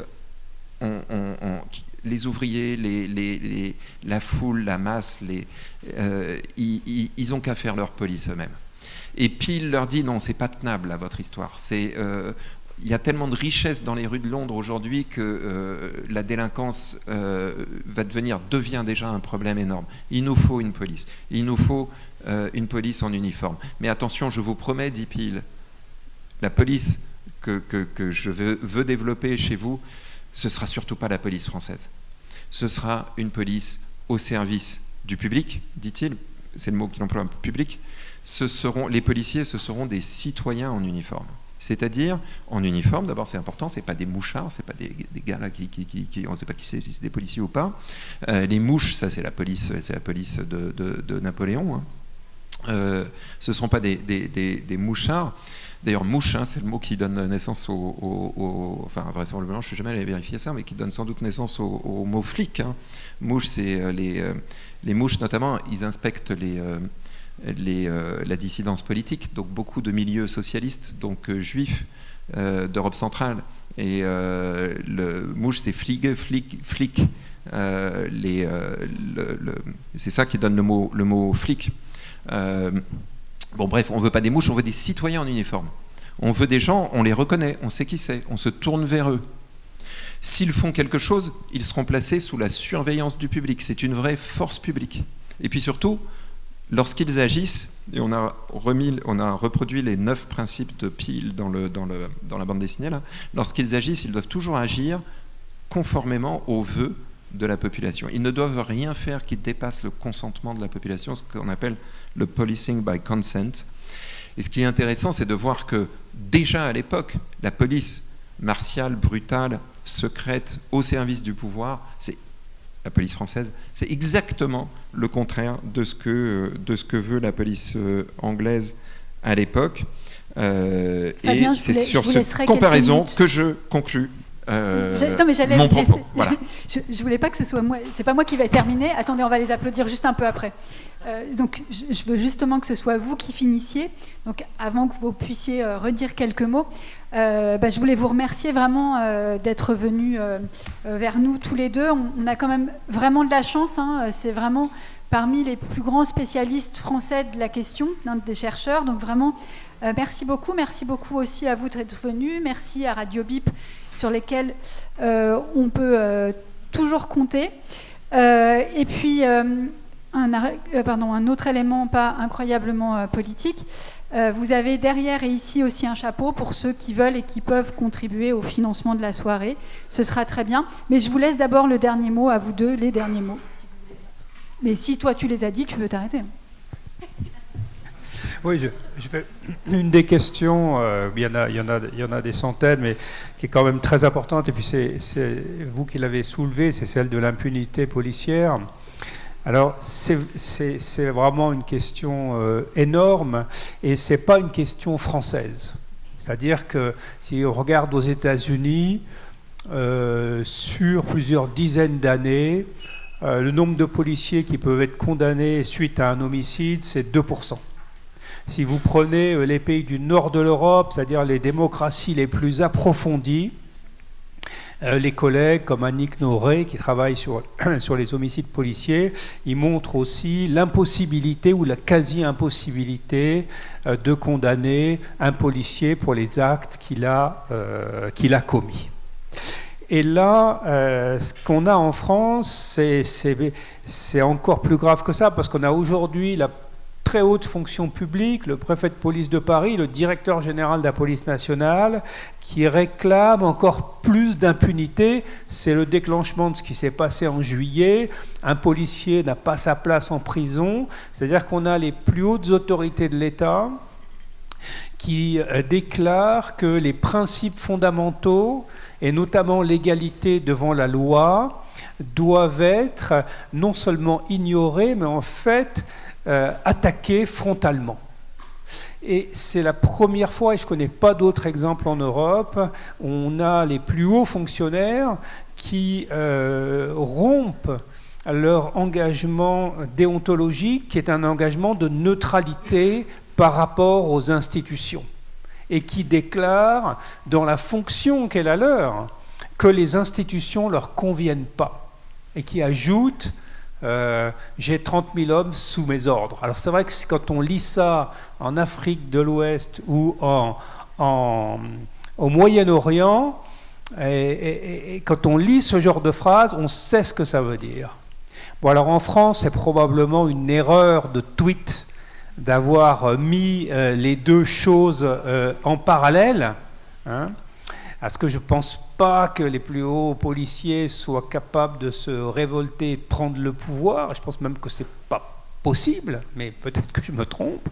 Mais en tout cas, leur revendication d'inégalité devant la loi, ça c'est quelque chose qui mérite d'être pris très très au sérieux. Et je pense que d'ailleurs ça l'a été par la réaction des organisations professionnelles, judiciaires, peut-être pas suffisant. Voilà. Mais j'attire votre attention sur pas juste les erreurs que font ou les fautes, parfois les brutalités volontaires que peuvent commettre certains agents, mais sur la responsabilité morale des plus hauts fonctionnaires français en charge de la police. Et en matière de police, moi je me dis, il faut toujours regarder au sommet. Ça reste des organisations pyramidales, hiérarchiques et armées. Et les signaux qui sont envoyés de façon informelle, c'est-à-dire ce n'est pas une instruction, hein, c'est une prise de parole politique, ces signaux sont extrêmement importants et nécessaires, utiles d'y répondre.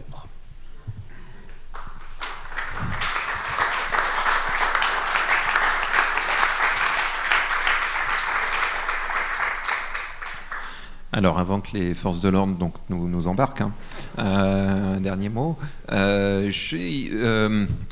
On peut évoquer des manifestations de policiers hein, et de gendarmes qui ont fait trembler des gouvernements. On les rappelle là, dans la BD, là, c'est le côté pratique des manifestations, c'est que c'est très visuel, donc le dessinateur s'est fait plaisir, mais la manifestation du 18 mai 2021, lorsque le secrétaire général d'Alliance dit le problème de la police c'est la justice, une manifestation très étrange à laquelle participe, alors en observateur, en manifestant, en piéton, en promeneur, on ne sait pas, le ministre de l'Intérieur, d'ailleurs accompagné du préfet de police pour une fois en costume civil. Mais il y a des manifestations de policiers et de gendarmes qui n'ont pas le droit de manifester. En octobre 2001, c'est un signal très très fort de la faiblesse du gouvernement Jospin et ça va marquer très profondément la campagne 2001-2002 à l'issue de laquelle Jean-Marie Le Pen, pour la première fois, donc le père de Marine, arrive au second tour de l'élection présidentielle. Hein. Ces manifestations annoncent la déconfiture du gouvernement Jospin qui cède en plus sur toute la ligne devant les syndicats de police. Et puis la manifestation de mars 1958 au cours de laquelle d'ailleurs déjà encouragée par le mouvement Les députés Poujade à l'intérieur de la Chambre des députés, des manifestants parisiens entreprennent de marcher sur l'Assemblée nationale. Et ça, c'est le signe très clair pour tous les observateurs que la 4ème République, elle est foutue. Et 2 mois après, on fait appel à un militaire pour prendre le pouvoir. Et comme dit très justement ce militaire en question, hein, Charles de Gaulle, la 4ème République n'était pas à prendre, elle était à ramasser. Et la manifestation policière de mars 58 a été quand même un signe très fort. Et je vous rappelle aujourd'hui que la situation est vraiment quand même quand même compliquée. Hein. Le mouvement des policiers en colère, par exemple, vous vous souvenez, hein, c'était des policiers qui manifestaient, de manière d'ailleurs non déclarée, illégale, comme dirait Gérald Darmanin, de nuit, avec leurs brassards, avec leurs véhicules, sirènes et gyrophares, etc. Parce que 3 policiers avaient été grièvement blessés au cours d'une attaque au cocktail Molotov à Viry-Châtillon, donc près de Draveil, justement, Val-de-Marne-Essonne, là, au sud-est de Paris. Eh bien, ce mouvement des policiers en colère a fait peur, parce que à la fois, ils étaient hostiles au gouvernement, hostiles à la direction policière, et d'ailleurs ils ont bien chahuté le directeur général de la police nationale à l'époque, mais ils étaient hostiles aux syndicats de police, y compris des syndicats très vocaux, n'est-ce pas, comme Alliance, parce que les syndicats de police marchent main dans la main avec les directions. Et ça, sont des... Donc, Sébastien a raison en disant qu'il faut regarder le haut, mais le haut, ils ont aussi un œil toujours un peu inquiet vers le bas, vers le très bas de la profession, et c'est une profession qui peut se manifester politiquement. Voilà en tout cas ce que nous enseigne l'histoire de notre 5e République. Merci à vous.